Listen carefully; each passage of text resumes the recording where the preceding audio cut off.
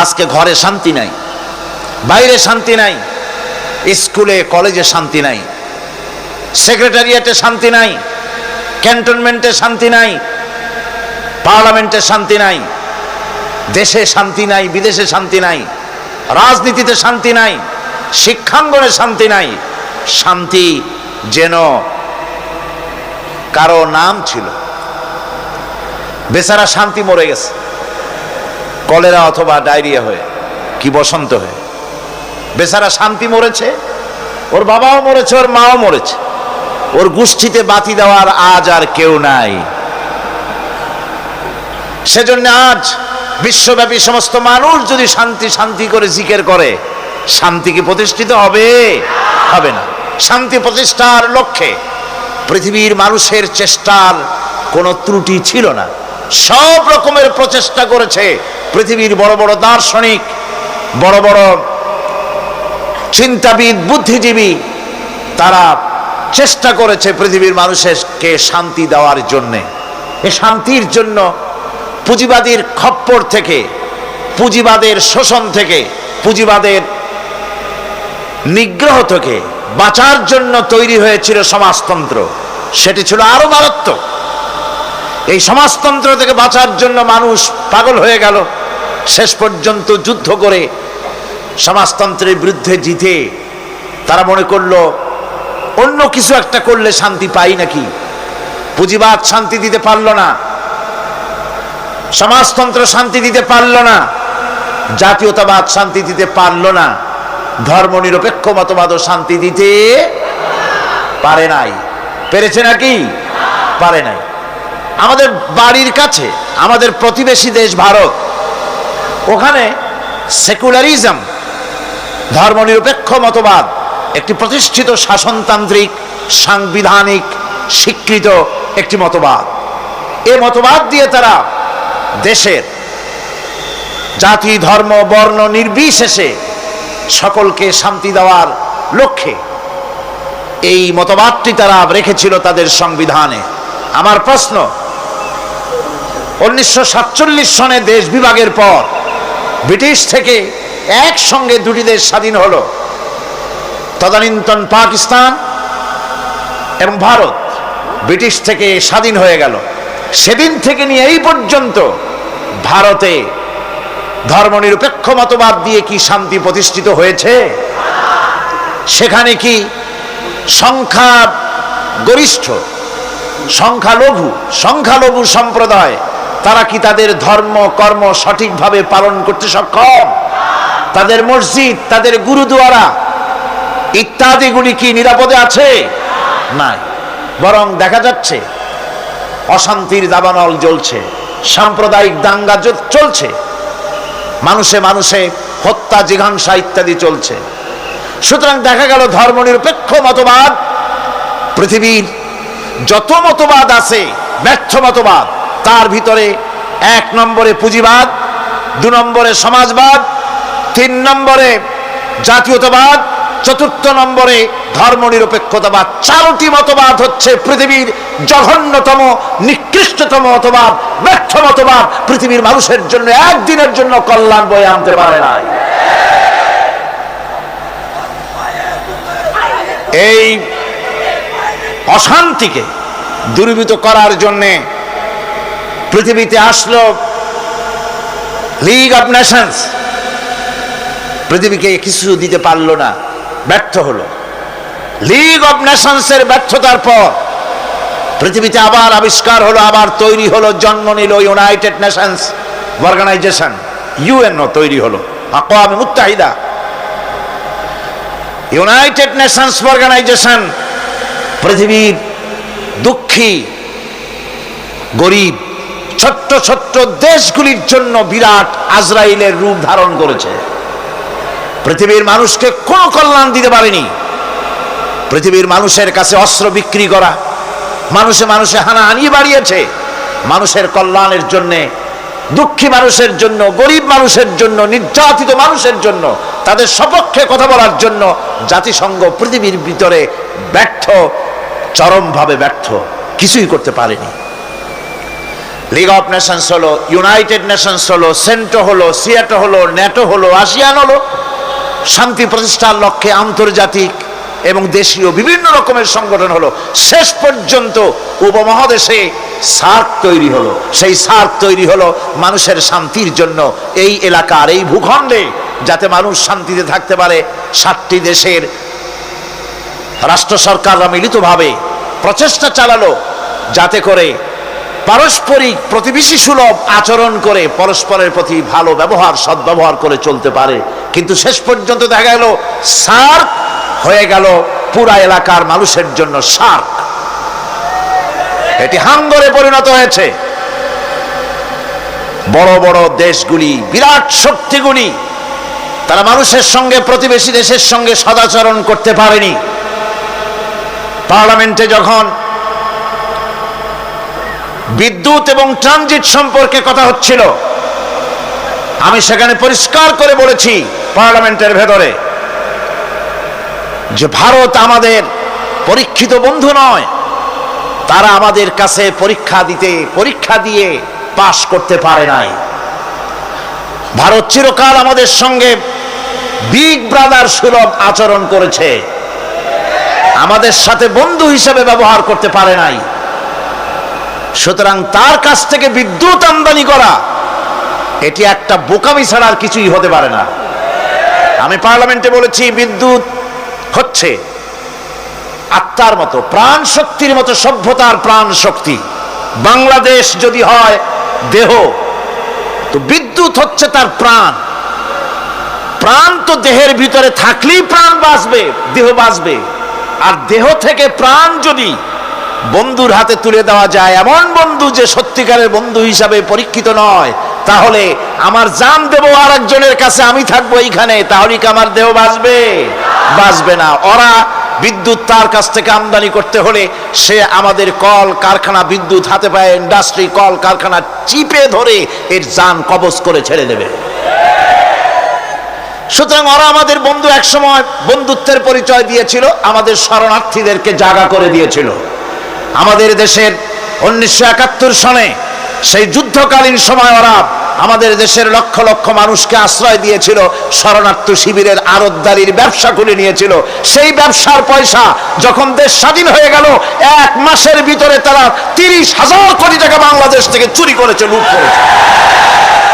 সুতরাং এমন লুটেরা, এমন চোর, এমন শত্রু প্রতিবেশীর কাছ থেকে বিদ্যুৎ আমদানি করা এদেশের মানুষের জন্য, সরকারের জন্য আত্মঘাতী কাজ হবে।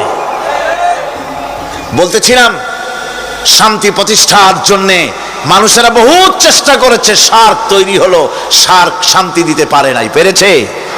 সার্ক পারে নাই, লিগ অফ নেশনস পারে নাই, ইউনাইটেড নেশনস পারে নাই, কেউ পারে নাই। শান্তি প্রতিষ্ঠা করেছিলেন জনাবে মুহাম্মদ রাসূলুল্লাহ সাল্লাল্লাহু আলাইহি ওয়াসাল্লাম। সেই শান্তি তিনি প্রতিষ্ঠিত করেছিলেন কি দিয়ে? কি দিয়ে? চিল্লায় বলেন, কে দিয়ে? সেই কোরআনে কারীম। সেই কোরআনে কারীম বলছে, সেই কোরআনে কারীম বলছে আনুগত্য করতে হবে পরিপূর্ণরূপে, গোলামি করতে হবে আল্লাহ পাকের, তাহলেই শান্তি হবে। পৃথিবীর কেউ আমাদের দিকে রক্ত চক্ষু নিয়ে তাকাতে পারবে না। আমি বারবার বলেছি, আমার প্রতিবেশী এবং আমার আশেপাশে অনেক খাঙ্গর আছে, কুবির আছে, দানব আছে, কিন্তু ওদের চাইতে আমাদের শক্তি 1 দফা অনেক বেশি। সেই শক্তি অস্ত্রের নয়, সেই শক্তি হচ্ছে ইমানের। সেই শক্তি কিসের? ইমানের শক্তি। আর ওই ইমানের শক্তি আসে কেবলমাত্র আল্লাহর গোলামি করলে, আল্লাহর দাসত্ব করলে। আল্লাহ পাক কোরআনে কারীমের মধ্যে বলছেন, কুল ইন্নী নুহিতু আন আ'বুদাল্লাযীনা তাদউনা মিন দুনিল্লাহি লাম্মা জাআনিয়াল বায়্যিনাতু মির রাব্বি ওয়া উমিরতু আন উসলিমা লিরাব্বিল আলামিন।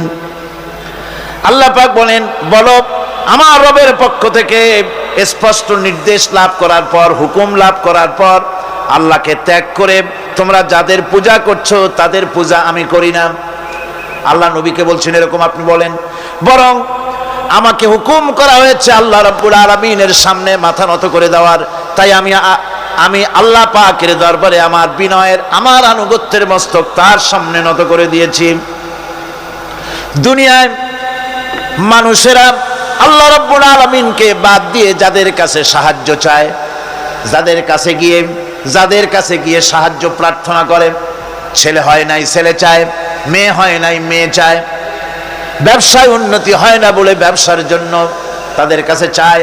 কোরআনে কারীম বলছে ওদের কাছে যে চাওয়া হচ্ছে তারা ওদের চাওয়াও সম্পর্কে জানে না। কিয়ামতের দিন এইগুলি সব ওদের বিরুদ্ধে আল্লাহর দরবারে মামলা দায়ের করবে।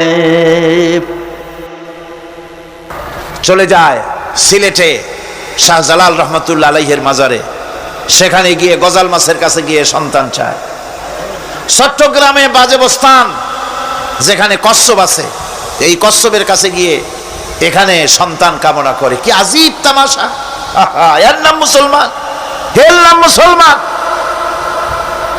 কয়েক বছর আগে আমার নিজের চোখে দেখেছি, অনেক বছর আগে একবার দেখতে গিয়েছিলাম, অবস্থাটা কি।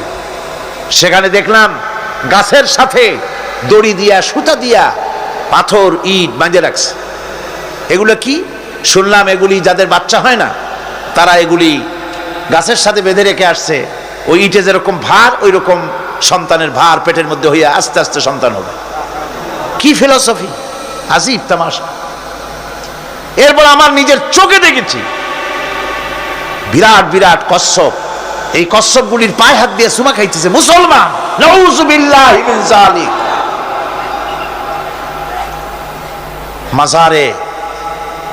মাজারগুলিতে গিয়ে লোকেরা নিজেদের আশা আকাঙ্ক্ষা পুরো হওয়ার জন্য দোয়া চাইতেছে কবরওয়ালার কাছে। আবার এক শ্রেণীর নামধারী আলেম তারা বলেন ওনারা জীবিত থাকাকালীন যত শক্তি ছিল, মরিয়া শক্তি আরো বেড়ে গেছে। সুতরাং এখানে চাদর দাও, আগরবাতি দাও, মোমবাতি দাও, ওখানে গিয়ে কান্দো। এদের আকীদা, নিজেদের নাম রাখে আহলে সুন্নাতুল জামাত। এই যদি হয় আহলে সুন্নাত, তাহলে বিদআত হবে কারা?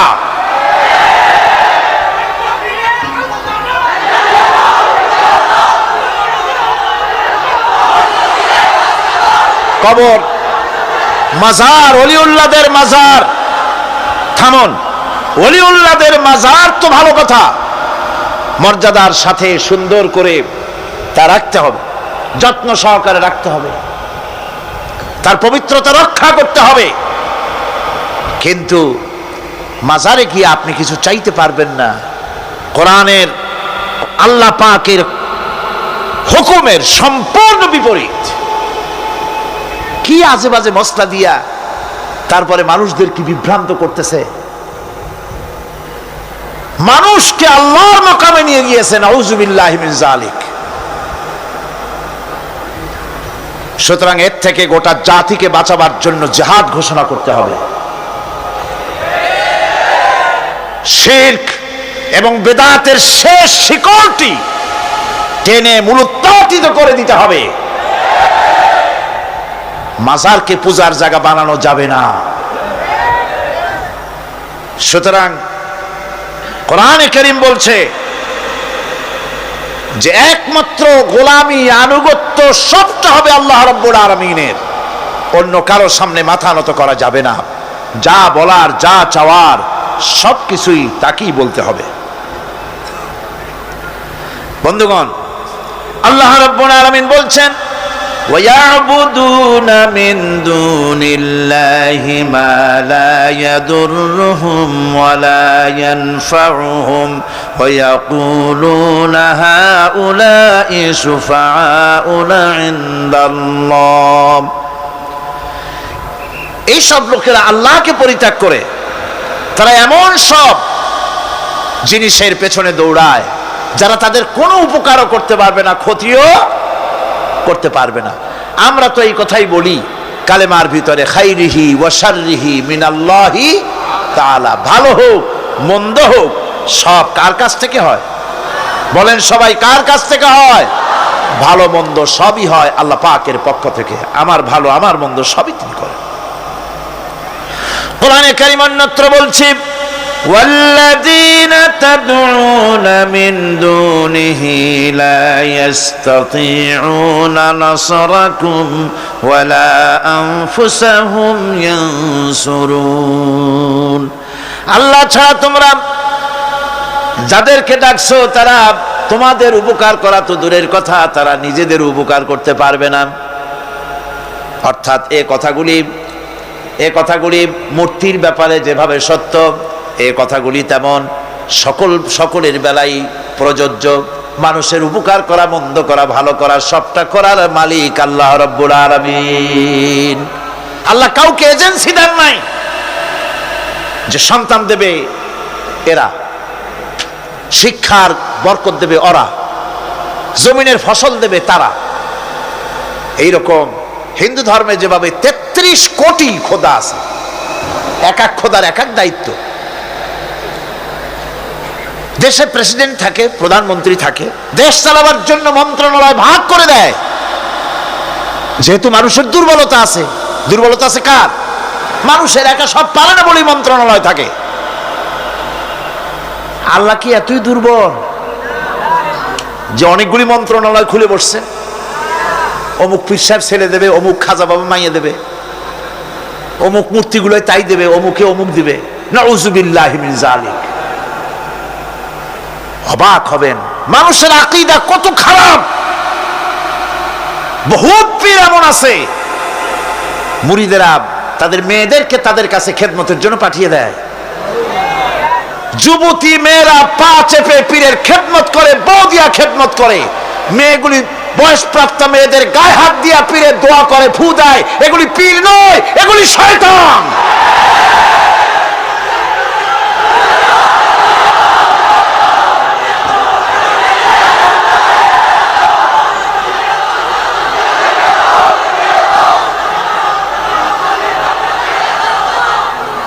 সুতরাং আমাদেরকে বুঝতে হবে আল্লাহর ওলি তো ঠিকই আছে, আল্লাহর ওলিদের বিরুদ্ধে আমার কোনো বক্তব্য নাই। যারা আল্লাহর ওলি হক তাদেরকে সম্মান করি, শ্রদ্ধা করি, ঠিক কিনা?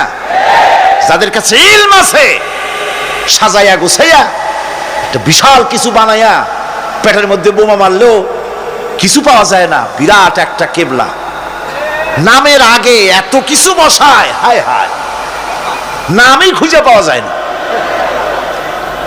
সিরাজুস সালিকিন, মিসবাহুল আরিফিন, রাহনুমায়ে বেদাত, আশিকে পামদান, সিয়াহে দামদান। মানে নামের শেষে শুধু আলাইহিস সালাম লিখতে বাকি থাকে, আর সব লেখে। পীরকে মর্যাদা দিয়ে আল্লাহর আসন পর্যন্ত নিয়ে যায়, নাউযুবিল্লাহ।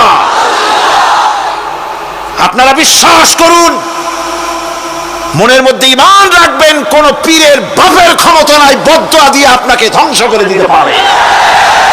কোন পীরের বাপের ক্ষমতা নাই দোয়া করে 10 তলা বিল্ডিং এর মালিক বানাই দিতে পারে, যদি আল্লাহ রাজি থাকে। যদি আল্লাহ রাজি না থাকেন, আল্লাহ পাক যদি রাজি থাকেন, তাহলে কারো দোয়ায় ভাগ্য ভালো হতেও পারে। কথা বুঝে আসছে? সুতরাং ভয় করতে হবে কাকে? আল্লাহ পাককে। কাকে ভয় করতে হবে? আল্লাহ পাককে ভয় করতে হবে। সৌভাগ্য দুর্ভাগ্য সবটার মালিক আল্লাহ।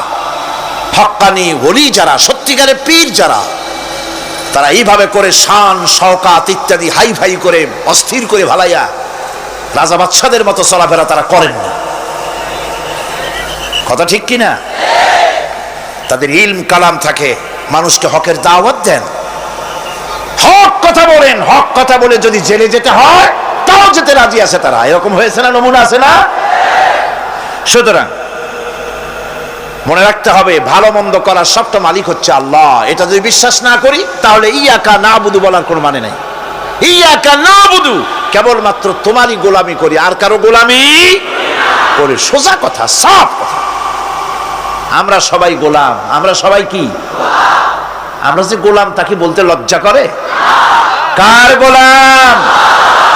চিল্লায় বলতে হবে সকল মুসলমানকে, কার গোলাম? আল্লাহ পাকের গোলাম আমরা। আর এই গোলাম, আল্লাহর দাসত্ব মানুষের শ্রেষ্ঠতম মর্যাদা। সুবহানাল্লাহ। আল্লাহর দাসত্ব মানুষের জন্য কি শ্রেষ্ঠতম মর্যাদা। যেহেতু আল্লাহর দাসত্ব করাই হলো সৃষ্টির মূল উদ্দেশ্য, তাই একজন মানুষকে সত্যিকার মর্যাদার উচ্চ শিখরে পৌঁছার অর্থই হলো তিনি কাজ কর্ম দিয়ে প্রমাণ করবেন তিনি আল্লাহ পাকের খাঁটি বান্দা, আল্লাহ পাকের খাঁটি গোলাম। তাই কোরআনে কারিমে আমরা দেখতে পাই যে আল্লাহ পাক যেখানে খুব স্নেহ করে আদর করে যখন বান্দাদের সম্পর্কে কিছু বলতে চেয়েছেন তখন তিনি আব্দুন শব্দ ব্যবহার করেছেন। আদর করে, স্নেহ করে, দয়া করে যদি কারো ব্যাপারে কিছু বলতে চেয়েছেন তখন আল্লাহ তাকে কি বলেছেন? আব্দ। আব্দ মানে হলো বান্দা। যেমন বেহেশতীদের সম্পর্কে আল্লাহ পাক বলেছেন عينا يشرب بها عباد الله يفجرونها تفجيرا। জান্নাতের মধ্যে একটি প্রবাহমান ঝর্ণা আছে, আল্লাহর বান্দারা সেখান থেকে পান করতে পারবে। সেই ঝর্ণা থেকে তৃষ্ণা নিবারণ করবে এবং নিজেদের ইচ্ছে মতো তারা এই ঝর্ণার শাখা প্রশাখা নিজেদের এরিয়া পর্যন্ত নিয়ে যেতে পারবে। এমন একটা ঝর্ণা থাকবে যেখানে আল্লাহর বান্দারা, আল্লাহ পাক বলছেন আইনাই ইয়াশরাবু বিহা ইবাদুল্লাহ, আল্লাহর বান্দারা, আল্লাহর গোলামেরা সেখানে তাদের তৃষ্ণা মিটাবে এমন ঝর্ণা আছে। ওই ঝর্ণার কাছে যাওয়ার দরকার নাই, তাদের ইঙ্গিতে ইচ্ছা অনুযায়ী তাদের ঘরের দরজা পর্যন্ত যেখানে খুশি সেখানের শাখা প্রশাখা প্রবাহিত করে নিতে তারা সক্ষম হবে।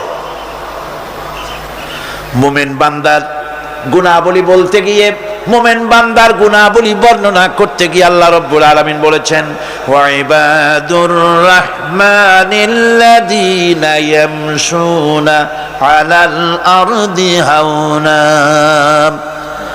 রহমানের বান্দা হলো তারা যারা জমিনের উপরে চলাফেরা করার সময় বিনয়ের সাথে চলাফেরা করে, তারা হচ্ছে রহমানের বান্দা। কার বান্দা? রহমানের বান্দা। আদর করে আল্লাহ বলছেন বান্দা, গোলাম। শয়তান নিজে অভিশপ্ত হওয়ার পর এর প্রতিশোধ নেওয়ার জন্যে আল্লাহ পাকের দরবারে বলেছিল আয় আল্লাহ, তোমার যেই বান্দাগুলির কারণে, তোমার যেই বান্দার কারণে আমার ইবাদতগুলি নষ্ট হয়ে গেল, আমি অভিশপ্ত হয়ে গেলাম, ওই বান্দাগুলিকে লোভ দেখিয়ে আমি যেমনে পারি সবগুলিকে আমি গোমরাহ করে দেব, পথভ্রষ্ট করে দেব। আল্লাহ পাকের জবাবে বললেন ইন্না ইবাদি লাইসা লাকা আলাইহিম সুলতান ইল্লা মান ইত্তাবাকা মিনাল গাওয়িন। আমার বান্দাদের উপরে তোমার কোনো কর্তৃত্ব নাই। আমার বান্দা, আদর করে আল্লাহ পাক বলছেন আমার বান্দাদের উপরে তোমার কোনো কর্তৃত্ব নাই। তবে হ্যাঁ, যারা তোমার কথা মান্য করবে তারা অবশ্যই গোমরাহ হয়ে যাবে, পথভ্রষ্ট হয়ে যাবে। কিন্তু আমার সত্যিকারের বান্দা যারা, তাদের উপরে তুমি গোমরাহি, তাদেরকে তুমি পথভ্রষ্ট করতে পারবে না, তাদের উপরে তোমার কোনো কর্তৃত্ব নাই। ভাইরা আমার, হযরত ঈসা আলাইহিস সালামের ব্যাপারে, হযরত ঈসা আলাইহিস সালামকে খ্রিস্টানেরা তারা বলেছে ওয়াকালাতিন নাসারাল মাসীহু ইবনুল্লাহ। মসিহ হচ্ছে কার ছেলে? নাউযুবিল্লাহ। বলেন সবাই নাউযুবিল্লাহ। তাকে যখন আল্লাহর ছেলে বলা হলো, আল্লাহর পুত্র বলা হলো, রব্বুল আলামিন তার জবাবে বললেন ইন হুয়া ইল্লা আবদুন আনআমনা আলাইহি। তিনি তো একজন বান্দা, তিনি আমার বান্দা ছাড়া আর কিছুই নন, আমি তার প্রতি অনুগ্রহ করেছি। বান্দা, আমার বান্দা। আল্লাহ পাকের বান্দা হওয়ার ব্যাপারে কোন মানুষের লজ্জা থাকার কথা নয়। এমনকি আল্লাহ পাক ঈসা আলাইহিস সালাম সম্পর্কে বলছেন লা ইয়াস্তানকিফাল মাসীহু আইয়াকুনা আবদান লিল্লাহি ওয়ালাল মালাইকাতুল মুকাররাবুন। মসিহ আল্লাহর বান্দা, তাতে কখনো বিন্দু মাত্র লজ্জা তিনি পোষণ করেন নাই যে আমি আল্লাহর বান্দা, আল্লাহর গোলাম। এটা একটা কথা হইল? এরকম লজ্জা তিনি পোষণ করেন। এমনকি তার নিকটবর্তী ফেরেশতা যারা, তারাও আল্লাহর বান্দা গোলাম হওয়ার জন্য তাদের ভিতরে কোনো লজ্জা নাই। যারা নাকি আল্লাহর গোলাম, এই ব্যাপারে যাদের মধ্যে লজ্জার সৃষ্টি হয়, আল্লাহর গোলাম এটা কেমন কথা, বান্দা হওয়াটা কেমন কথা, যারা গোলামীকে অস্বীকার করে তাদের সম্পর্কে আল্লাহ পাক বলছেন, ওয়া মাইয়াস্তানকিফ আন ইবাদাতিহি ওয়া ইস্তাকবির ফাসায়াহশুরুহুম ইলাইহি জামিআ। কেউ যদি আল্লাহর বন্দেগী করার ব্যাপারে লজ্জা পোষণ করে, যদি লজ্জার কারণ মনে করে, অহংকার করে, গৌরব করে, তাহলে তারা পালাবে কোথায়, যাবে কোথায়? আমি কিয়ামতের দিন সবগুলিকে এক জায়গায় করে ফেলবো। সুতরাং আল্লাহ পাকের গোলামিতে আল্লাহ যে বান্দা বলে যখন ডাকেন, লজ্জার কোনো কারণ নাই। অহংকার যে করবে সে নিজেকে ধ্বংস করবে। আল্লাহ পাক সব নবীদেরকে নিজের বান্দা বলেছেন। নবীরা কি আল্লাহ পাকের বান্দা। হযরত ইউসুফ আলাইহিস সালাম সম্পর্কে আল্লাহ পাক বলছেন, কাযালিকা লিনাসরিফা আনহু সুআ ওয়াল ফাহশা ইন্নাহু মিন ইবাদিনাল মুখলাসিন। এরূপই ঘটলো যাতে আমি ইউসুফ আলাইহিস সালামকে, আমার বান্দা, তাকে আমি নির্লজ্জতা ইত্যাদি থেকে আমি রক্ষা করেছি। নিশ্চয়ই হযরত ইউসুফ ছিল আল্লাহ পাকের বান্দা, আল্লাহ পাকের আব্দ। রাসূল করিম সাল্লাল্লাহু আলাইহি ওয়াসাল্লাম তিনি হচ্ছেন সর্বশ্রেষ্ঠ আল্লাহর পয়গম্বর। তার থেকে শ্রেষ্ঠ নবী আর কি কেউ আছে? জোরে বলেন, আছে? তার থেকে মাহবুব, তার থেকে শ্রেষ্ঠ আল্লাহর কাছে আর কেউ নাই। সেই নবীকে আল্লাহ রাব্বুল আলামিন কোরআনে কারীমের ভিতরে তাকে আব্দ বলেছেন। কি বলেছেন? অনেকগুলি আয়াত আছে যে আয়াতের ভিতরে আল্লাহ পাক তার নাম নেন নাই, নবী বলেন নাই, রাসূল বলেন নাই, শুধু বলেছেন আব্দ। যেমন ফাআওহা ইলা আবদিহি মা আওহা। অতঃপর তার বান্দার নিকট যা ওহী করার ছিল তা তিনি করলেন। সেই বান্দাকে মুহাম্মদ সাল্লাল্লাহু আলাইহি ওয়াসাল্লাম।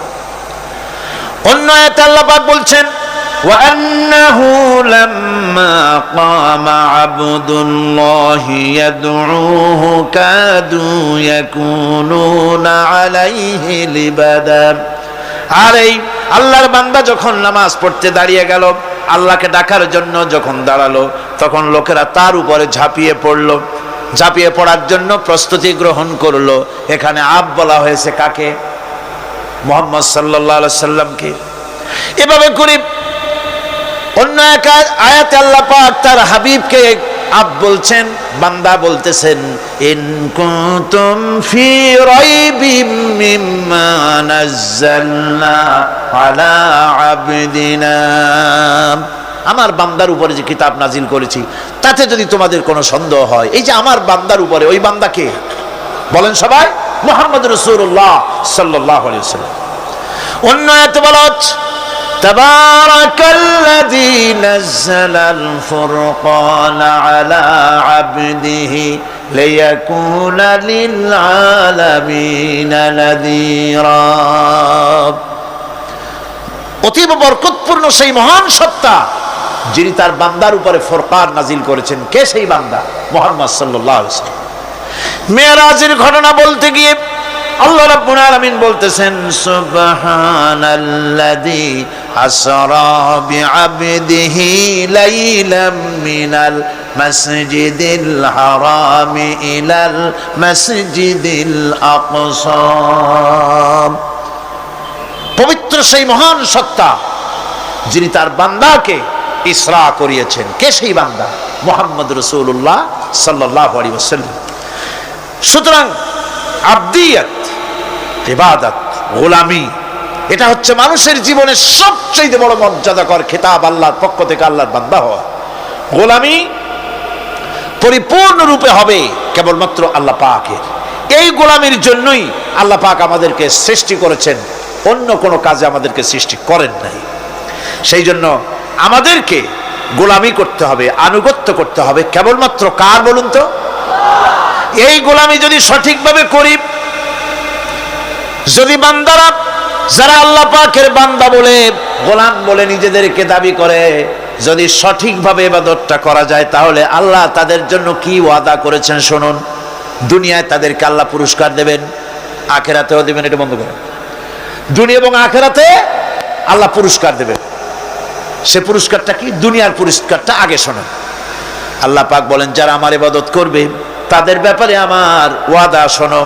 ওয়াদাল্লাহুল্লাযীনা আমানু ওয়া আমিলুস সালিহাতি লায়াস্তাখলিফান্নাহুম ফিল আরদি কামাস্তাখলাফাল্লাযীনা মিন ক্বাবলিহিম।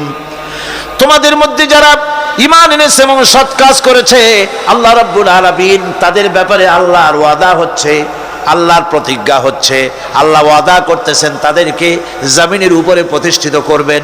যেমন করে তোমাদের পূর্বপুরুষদেরকে প্রতিষ্ঠিত করা হয়েছিল ওইভাবে তোমাদেরকে প্রতিষ্ঠিত করা হবে। সুবহানাল্লাহ। প্রতিষ্ঠিত করা হবে মানে রাষ্ট্র ক্ষমতা দেওয়া হবে। কি দেওয়া হবে? যদি গোলাম হও, যদি কি হও? গোলাম।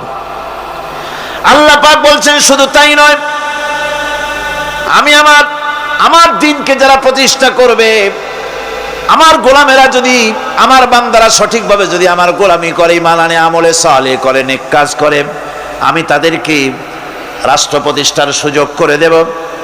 আর তাদের জন্য ভীতির পরিবর্তে, সন্ত্রাসের পরিবর্তে শান্তি কায়েম করে দেব। সুবহানাল্লাহ। وَلَيُمَكِّنَنَّ لَهُمْ دِينَهُمُ الَّذِي ارْتَضَىٰ لَهُمْ وَلَيُبَدِّلَنَّهُمْ مِنْ خَوْفِهِمْ أَمْنًا। তাদের দিনকে তারা নিজেদের জন্য যা পছন্দ করেছে অবশ্যই তিনি তা কায়েম করে দিবেন, এবং সন্ত্রাস আর ভীতির পরিবর্তে আল্লাহ নিরাপত্তা দান করবেন। যেরকম সুবহানাল্লাহ। সন্ত্রাস বন্ধ হবে, চুরি, ডাকাতি, জেনা, ব্যভিচার সব বন্ধ হয়ে যাবে। তোমরা ক্ষমতায় থাকবে, তোমরা ডমিনেটেড হবে না, তোমরা ডমিনেট করবে। গোটা পৃথিবীকে শাসন করবে, শাসিত তোমরা হবে না। আর ভীতির পরিবর্তে নিরাপত্তা তোমরা লাভ করবে। কি করলে? ইয়াবুদুনানি লা ইউশরিকুনা বি শাইআ। সুতরাং তারা যেন আমার ইবাদত করে এবং আমার সঙ্গে যেন কাউকে শরীক না করে। আল্লাহ বলছেন তোমরা যদি আমার সাথে শরীক না করো, ইবাদতের মধ্যে কাউকে যদি শরীক স্থাপন না করো, আর যদি তোমরা আমার ইবাদতটা সলিডভাবে আমার জন্যই করো, তাহলে রাষ্ট্র ক্ষমতা তোমাদের হাতে আসবে, সন্ত্রাস নির্মূল হবে, শান্তি প্রতিষ্ঠিত হবে। এই হচ্ছে দুনিয়ার পুরস্কার। এটা কিসের পুরস্কার? আর আখিরাতের পুরস্কারের কথা বলা হচ্ছে। وَمَن يُطِعِ اللَّهَ وَرَسُولَهُ وَيَخْشَ اللَّهَ وَيَتَّقِهِ فَأُولَئِكَ هُمُ الْفَائِزُونَ। যে ব্যক্তি আল্লাহ এবং রাসূলের আনুগত্য করেছে, আল্লাহকে ভয় করে চলেছে, তার গজব থেকে বেঁচে রয়েছে, সেই হচ্ছে সফল কাম। সফল কাম মানে কি? কিয়ামতের দিন আল্লাহ পাক তাদেরকে জান্নাত দান করবেন। আল্লাহ পাক তাদেরকে কিয়ামতে কি দিবেন? জান্নাত দিবেন, চিরস্থায়ী শান্তির জায়গা, সেই জান্নাত লাভ করা যাবে। আজ ইবাদতের এই যে গুরুত্বপূর্ণ ইবাদত, এই ইবাদতের ভুল অর্থ সমাজের ভিতরে ছড়িয়ে আছে। সাধারণ মানুষও ভুল করেছে, অসাধারণ মানুষেরাও ইবাদতের ভুল অর্থ করে ভুলের মধ্যে নিমজ্জিত আছে বিরাট সংখ্যক লোকেরা। সাধারণ মুসলমানেরা তারা যে ভুলটা করলো ইবাদতের অর্থ করতে গিয়ে, সেটা হলো এই, সাধারণ লোকেরা মনে করলো কয়েকটা অনুষ্ঠানের নাম হচ্ছে ইবাদত, নামাজ, রোজা, হজ, যাকাত, সাদকা, ফিতরা, এর নাম হলো ইবাদত। অনুষ্ঠান শেষে তারা নিজেদেরকে স্বাধীন মনে করলো। তারা আল্লাহ পাকের প্রত্যেকটি আইনের ধারাকে লঙ্ঘন করলো। বছরে একবার রোজা রেখে, বছরে এক মাস রোজা রেখে মনে করলো ইবাদত শেষ। 5 ওয়াক্ত নামাজ পড়ে মনে করলে ইবাদত শেষ। আমি প্রশ্ন করি, 5 ওয়াক্ত নামাজের নামই যদি হয় ইবাদত, 5 ওয়াক্ত নামাজের নামই ইবাদত, এটাই যদি হয়, তাহলে 5 ওয়াক্ত নামাজ পড়তে সময় লাগে কত? উজু টুজু করে বড় জোর 1-1.5 ঘন্টা সময় লাগে 5 ওয়াক্ত নামাজ পড়তে। তো এর নাম যদি হয় ইবাদত, তার অর্থ কি দাঁড়াবে? অর্থ দাঁড়াবে আপনি 24 ঘন্টার ভিতরে 1 থেকে 1.5 ঘন্টার জন্য আল্লাহর গোলাম, বাকি 22 ঘন্টার জন্য শয়তানের গোলাম হতে কেউ রাজি আছে? রোজার নামই যদি হয় শুধু ইবাদত, তাহলে তার অর্থ দাঁড়াবে বছরের ভিতরে 1টা মাসের জন্য আপনি আল্লাহর গোলাম, আর 11 মাসের জন্য শয়তানের গোলাম হতে কেউ রাজি আছে? তাহলে বিষয়টা কি? বিষয়টা হচ্ছে নামাজ, রোজা, হজ, যাকাতি শুধুমাত্র ইবাদত নয়, আনুষ্ঠানিক ইবাদত তো বটেই, কম্পালসারি ইবাদত তো বটেই, কিন্তু শুধুমাত্র নামাজ, রোজা, হজ, যাকাত ইবাদত শুধুমাত্র নয়, এগুলি হচ্ছে ইবাদতের পার্ট, ইবাদতের অংশ। বরং জীবনের সব ক্ষেত্রে আল্লাহর হুকুমকে মানার নামই হচ্ছে, ভাইরা আমার, একদিকে নামাজ রোজা করছি, অন্যদিকে আল্লাহর আইনের প্রতিটি ধারাকে লঙ্ঘন করে চলছে, মিথ্যা ওয়াদা করে, মিথ্যা কথা বলে, সুদ খায়, ঘুষ খায়, জেনা করে, এরপরে অন্যের হক নষ্ট করে, প্রতিবেশীর হক নষ্ট করে, হারাম মাল খায়, হকদারের হক নষ্ট করে, প্রতিবেশীর হক নষ্ট করে, জিন্দা মুর্দা মানুষকে নিজের জন্য শক্তিধর বলে মনে করে, এক টুকরা রুটির জন্য অথবা এক ফোঁটা, এক ঘটি পানির জন্য কাফেরের কাছে হাত পেতে দাঁড়ায়া থাকে। এই যদি অবস্থা হয়, এটাই যদি হয় ঈমান, আর এটার নামে যদি ইবাদত হয়, তাহলে এই পৃথিবীর মুসলমানের আজ লাঞ্ছিত কেন? আল্লাহর ওয়াদা কি মিথ্যা? নাউযুবিল্লাহি মিন যালিক।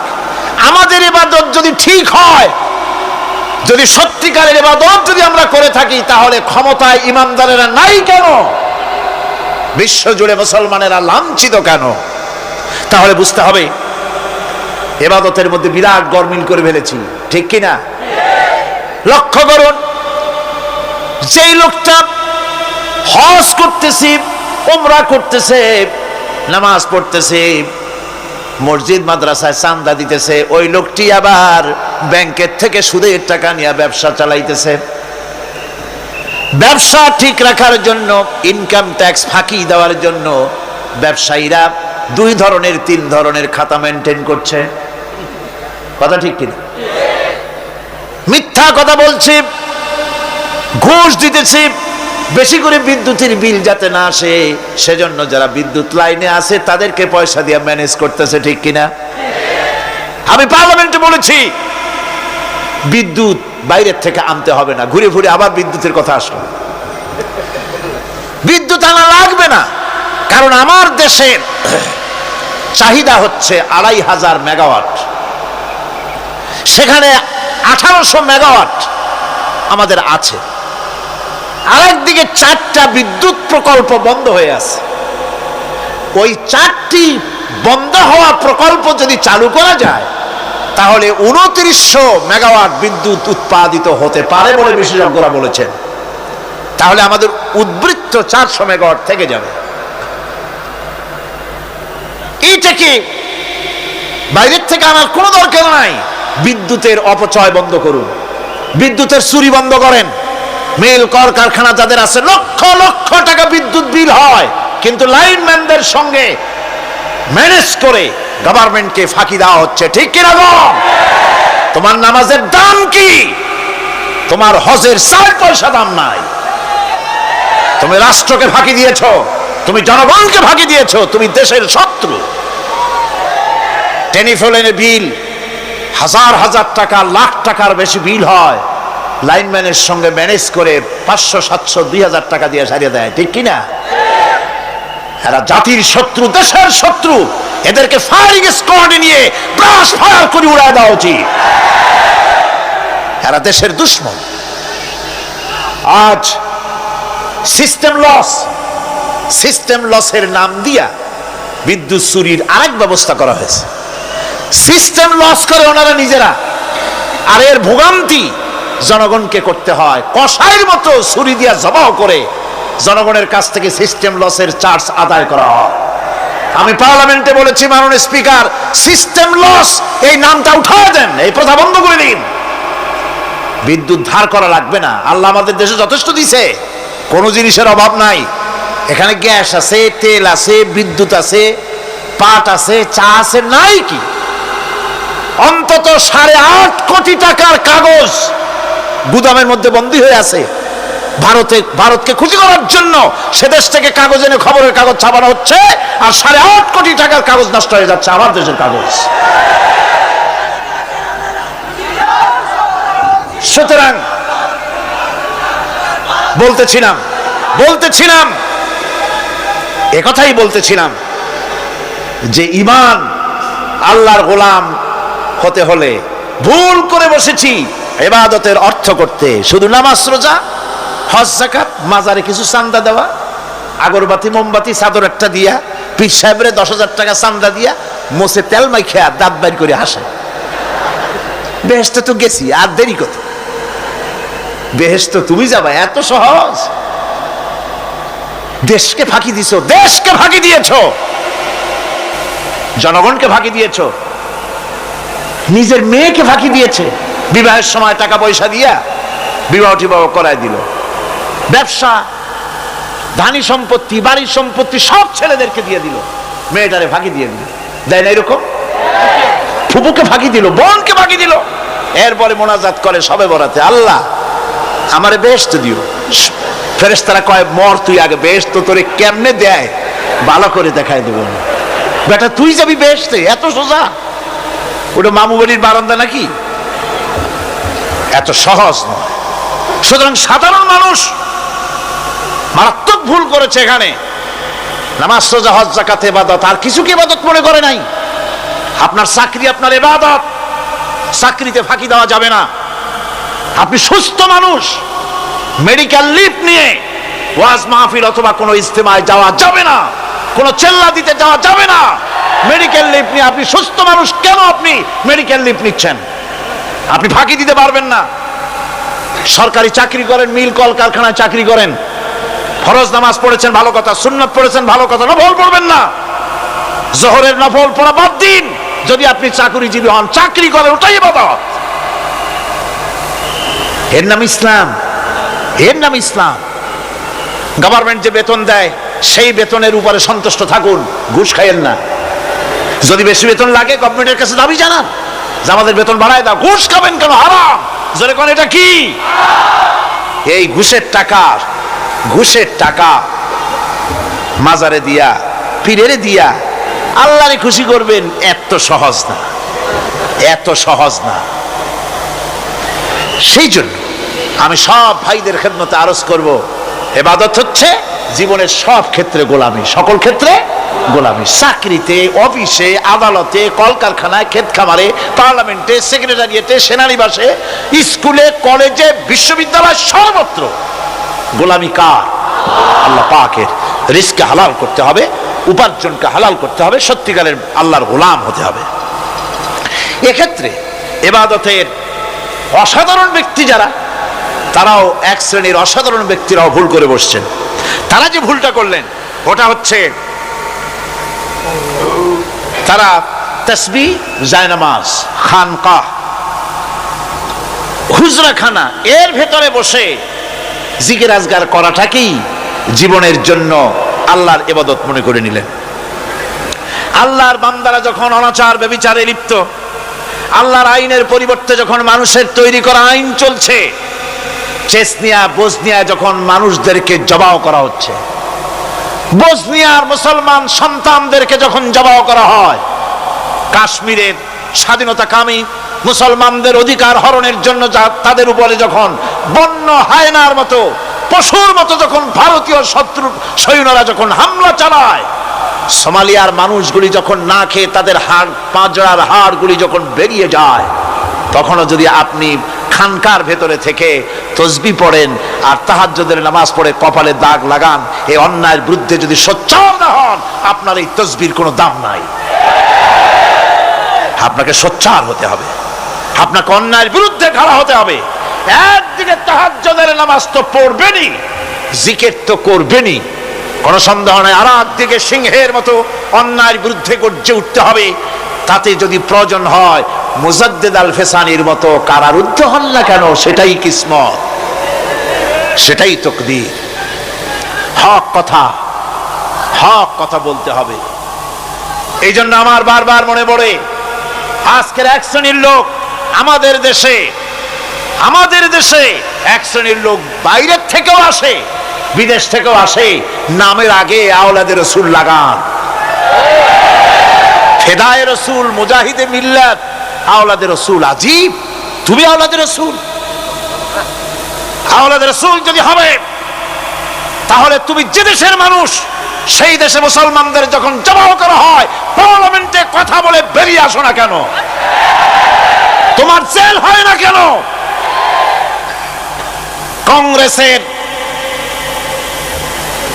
সেন্ট্রাল বডির সদস্য হয়ে আওলাদে রসুল লাগাইয়া বাংলাদেশের রাজনীতিতে নাক গলাতে দেওয়া হবে না। এরা কংগ্রেসের পা চাটা গোলাম। এদেরকে চিনতে হবে, যারা আমার দেশে এসে মুসলমানদের মধ্যে বিভেদ সৃষ্টি করতে চায়। আমার মুসলমান ভাইয়েরা, সুতরাং আজকে আমাদেরকে বুঝতে হবে, নামের আগের 14 হাত লম্বা বিশেষণ দেখে ভুললে চলবে না। কথা মনে থাকবে? এরা কংগ্রেসের গোলাম। বাবরি মসজিদ যখন ভেঙে ফেলা হলো, তখন তো কোন আওলাদে রসুলের নাম তো শুনি নেই। তখন তো নামটা শুনছি ওই বুখারী বেটার, বাপের বেটা ইমাম বুখারী। তিনি বলেছেন, আমি ভারতের দিল্লির জুমা মসজিদের ইমাম শুধু নই, আমি ভারতের 18 কোটি মুসলমানের ইমাম। বাবরি মসজিদকে গড়ে দিতে হবে। কোরআন শরীফের বিরুদ্ধে যখন কলকাতা হাইকোর্টে কেস করা হয়েছিল কোরআনকে ব্যান করার জন্য, সেদিন তো কোনো আওলাদ রসুলের নাম শুনি নাই। সেদিন তো ওই বুখারী বেটাই বলেছেন, ভারতের হাইকোর্ট থেকে কোন জাজ, কোন বিচারক যদি কোরআন শরীফ ব্যান করা হলে বলে এই কথাটি উচ্চারণ করে, তাহলে আমি তাকে পায়ের তলে পাড়িয়ে ধরে বাম হাত দিয়ে তার জিহ্বাটা টেনে ছেড়ে ফেলে দেব।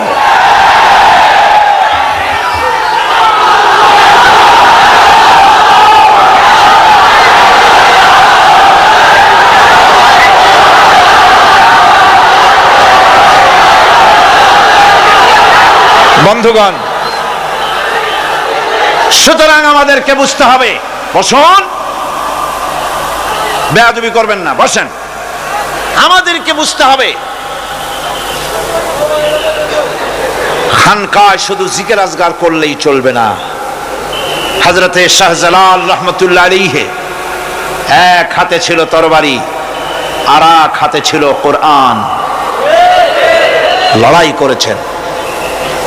হযরতে শাহ মখদুম, হযরতে খান জাহান আলী, হযরতে খাজা মঈনুদ্দিন চিশতি আজমেরি রহমতুল্লাহ আলাইহি, হযরতে মুজাদ্দিদ আল ভিসানি রহমতুল্লাহ আলাইহি, মুরিদের বাড়ি জম্মের খাওয়া খাইয়া পেটটা কুমিরের মতো বড় করে নাই। জেল খেটেছে হক কথা বলতে গিয়ে।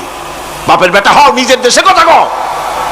বাংলাদেশে এসে তারপরে জনগণের টাকা লুটপাট করার ক্ষমতা হোক, কাউকে অধিকার দেওয়া হবে না। আমার বন্ধুগণ, আল্লাহর ওলি যারা, তারা এভাবে করে জনগণের খেদমত করেছেন, কথা বলেছেন। সুতরাং শুধু জিকির আজগার করলেই হবে না, হক কথা বলতে হবে স্পষ্ট করে। এটাই হলো ইবাদতের হক আদায় হবে যদি সত্যিকারের হক কথা বলা যায়। অসাধারণ ব্যক্তিরা ময়দানে কথা বলবেন, হক কথা বলবেন, অন্যায়ের বিরুদ্ধে সোচ্চার হবেন। আর সাধারণ জনগণ কথা ও কাজের মিল করবেন, নামাজ রোজা হজ যাকাত করবেন যার কথা মতো, রাজনীতি অর্থনীতি সমাজনীতি করবেন সেই আল্লাহর কথা মতো। তাহলেই সত্যিকারের মুসলমান হওয়া যাবে। কথা বুঝে আসছে কিনা ভাই? কথা বুঝে আসছে কিনা? একটু জোরে সরে জিকির করেন, লা ইলাহা ইল্লাল্লাহ, লা ইলাহা ইল্লাল্লাহ, লা ইলাহা ইল্লাল্লাহ। আরো জোরে,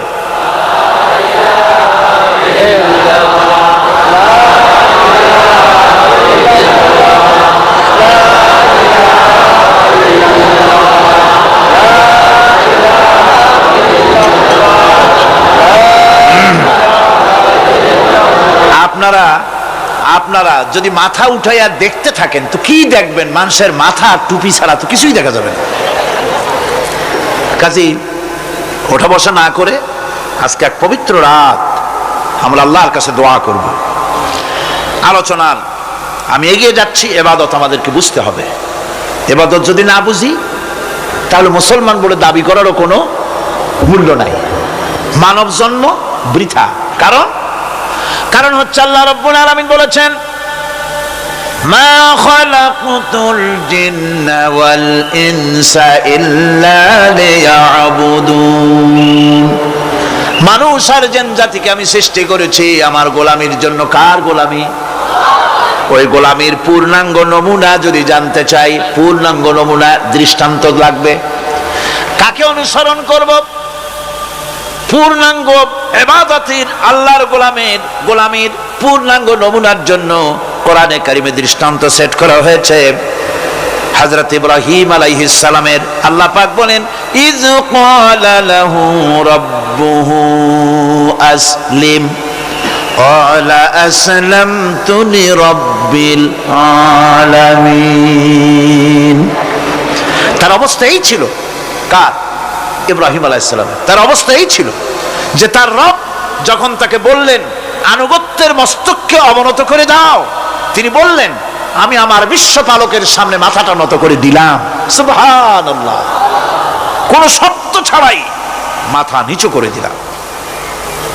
এই পন্থায় তিনি যে পন্থাটা অবলম্বন করেছিলেন, এই পন্থায় চলার জন্য তার সন্তানদেরকেও তিনি হুকুম করেছিলেন। ووصى بها إبراهيم ببنيه ويعقوب يا بني إن الله اصطفى لكم الدين فلا تموتن إلا وأنتم مسلمون। ইয়াকুব এবং ইব্রাহিম আলাইহিস সালাম তার সন্তানদেরকে এই উপদেশ দিয়েছিলেন যে তিনি বলেছিলেন, হে আমার সন্তানেরা, আল্লাহ ছাড়া তোমাদের জন্য আল্লাহ পাক এই দ্বীনকে মনোনীত করেছেন। আল্লাহ পাকের আনুগত্য করবে, তার দ্বীনের প্রতি সারেন্ডার করবে। আর খবরদার মুসলমান না হয়ে যেন তোমরা মরে যেও না। মৃত্যু মুসলমান অবস্থায় থাকবে, অর্থাৎ মৃত্যু পর্যন্ত থাকবে কি অবস্থায়? মুসলমান অবস্থায়। أم كنتم شهداء إذ حضر يعقوب الموت إذ قال لبنيه ما تعبدون من بعدي। ইয়াকুব আলাইহিস সালাম তার মৃত্যুর সময় জিজ্ঞেস করেছিলেন, ও আমার সন্তানেরা, আমার মৃত্যুর পরে তোমরা কার ইবাদত করবে, কার গোলামি করবে? তারা জবাব দিলেন, ক্বালু نعبد إلهك وإله آبائك إبراهيم وإسماعيل وإسحاق إلها واحدا ونحن له مسلمون। নিঃসন্দেহে আমরা ইবাদত করব, গোলামি করব আপনার রবের, আপনার পিতার রবের, এবং আল্লাহর ইবাদত করব। আপনিও আপনার পূর্বপুরুষ ইব্রাহিম ইসমাইল যে আল্লাহকে ইবাদত করেছে, সে আল্লাহ পাকের ইবাদত আমরা করব এবং তার অনুগত হয়ে থাকব। দাসত্ব এবং দাসত্বের গোলামির পূর্ণাঙ্গ নমুনা হচ্ছেন হযরত ইব্রাহিম আলাইহিস সালাম। আল্লাহর গোটা জমিন যখন শিরকের অন্ধকারে ডুবে গিয়েছিল, তখন হযরত ইব্রাহিম আলাইহিস সালাম তাওহীদের আলো জ্বালিয়ে দিয়েছিলেন। এই নিবেদিতদের ইমাম হিসেবে আল্লাহ পাক তাকে ঘোষণা দিলেন।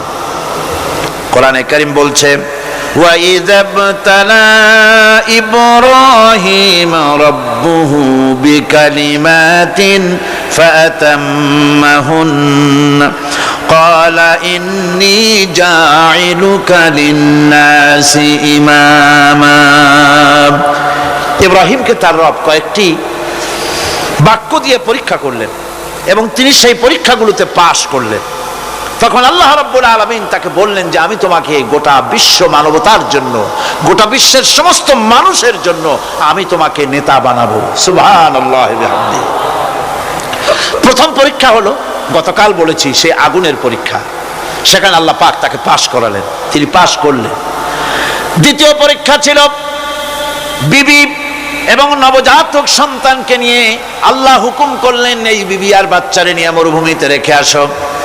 মরুভূমিতে যেখানে ঘর নাই বাড়ি নাই, সেই জায়গায় বিবি এবং বাচ্চাকে রেখে যাওয়ার সময় তিনি বললেন, রব্বানা ইন্নী আসকানতু মিন যুররিয়াতি বিওয়াদিন গায়রি যী যারইন ইনদা বাইতিকাল মুহাররাম। হায় আল্লাহ রাব্বুল আলামিন, আমি পানি এবং তরুলতাবিহীন এক মরুভূমির ভিতরে আমার বংশের একটি অংশকে এখানে রেখে গেলাম। তোমার ঘরের কাছে পুনর্বাসিত, আমি তাদের কাছে, এই ঘরের কাছে, সম্মানিত ঘরের কাছে রেখে গেলাম। পরীক্ষায় তিনি পাশ করলেন। হযরতে হাজেরা প্রশ্ন করলেন, ইব্রাহিম, পানি নাই, খাবার নাই, মানুষ নাই, ঘর নাই, বাড়ি নাই, মরুভূমির ভিতরে আমাকে আর আমার বাচ্চারে ফেলে রেখে যাচ্ছ কেন? কোনো জবাব নাই। 2 বার 3 বার প্রশ্ন করলেন। এরপরে তিনি আবার প্রশ্ন করলেন, বললেন, ইব্রাহিম, এটা কি আল্লাহর হুকুম নাকি? হযরত ইব্রাহিম আলাইহিস সালাম নিজের কলিজার টুকরা সন্তান আর বিবিকে রেখে যেতেছেন ভারাক্রান্ত মন নিয়ে। তিনি আকাশের দিকে আঙ্গুল উঁচু করে দেখালেন। হযরত হাজেরা বুঝলেন তিনি তো আল্লাহর পয়গম্বর, আমার কোনো অপরাধে এভাবে ফেলে যাওয়ার কথা নয়। তিনি বুঝলেন এটা আল্লাহর হুকুম। হযরতে হাজেরা বললেন, ইব্রাহিম রে, নিশ্চিন্ত মনে বাড়ি ফিরে যাও, আমার মনে কোনো চিন্তা নাই, কোনো পেরেশানি আর এখন নাই। আল্লাহর হুকুমেই যদি আমাকে মরুভূমির ভিতরে ফেলে যেয়ে থাকো, তাহলে আমি ওই আল্লাহর প্রতি এতটা ভরসা রাখি যে এই মরুভূমির ভিতরে জল পানি শূন্য, খাদ্য শূন্য জায়গায় আমি আমার বাচ্চাকে আল্লাহ রব্বুল আলামিন না খাওয়াইয়া মারবেন না। দ্বিতীয় পরীক্ষায় পাশ করল। 3 নম্বরে পরীক্ষা হলো, সন্তান বড় হয়ে গেছে, বুদ্ধি হয়েছে, দৌড়াতে পারে। আল্লাহ রাব্বুল আলামিন হুকুম করলেন, ছেলেকে জবাহ করো। কত বড় আগুনের পরীক্ষা! কোরআন শরীফ বলছে, হযরত ইব্রাহিম আলাইহিস সালাম নিজের ছেলেকে ডেকে নিয়ে বললেন, ইয়া বুনাইয়া ইন্নী আরা ফিল মানামি আন্নী আযবাহুক ফানজুর মাযা তারা। হে আমার কলিজার টুকরা সন্তান, আমি স্বপ্নে দেখেছি যেন আমি তোমাকে জবাহ করতেছি, তোমার রায় কি, তোমার মত কি, আমারে শোনাও।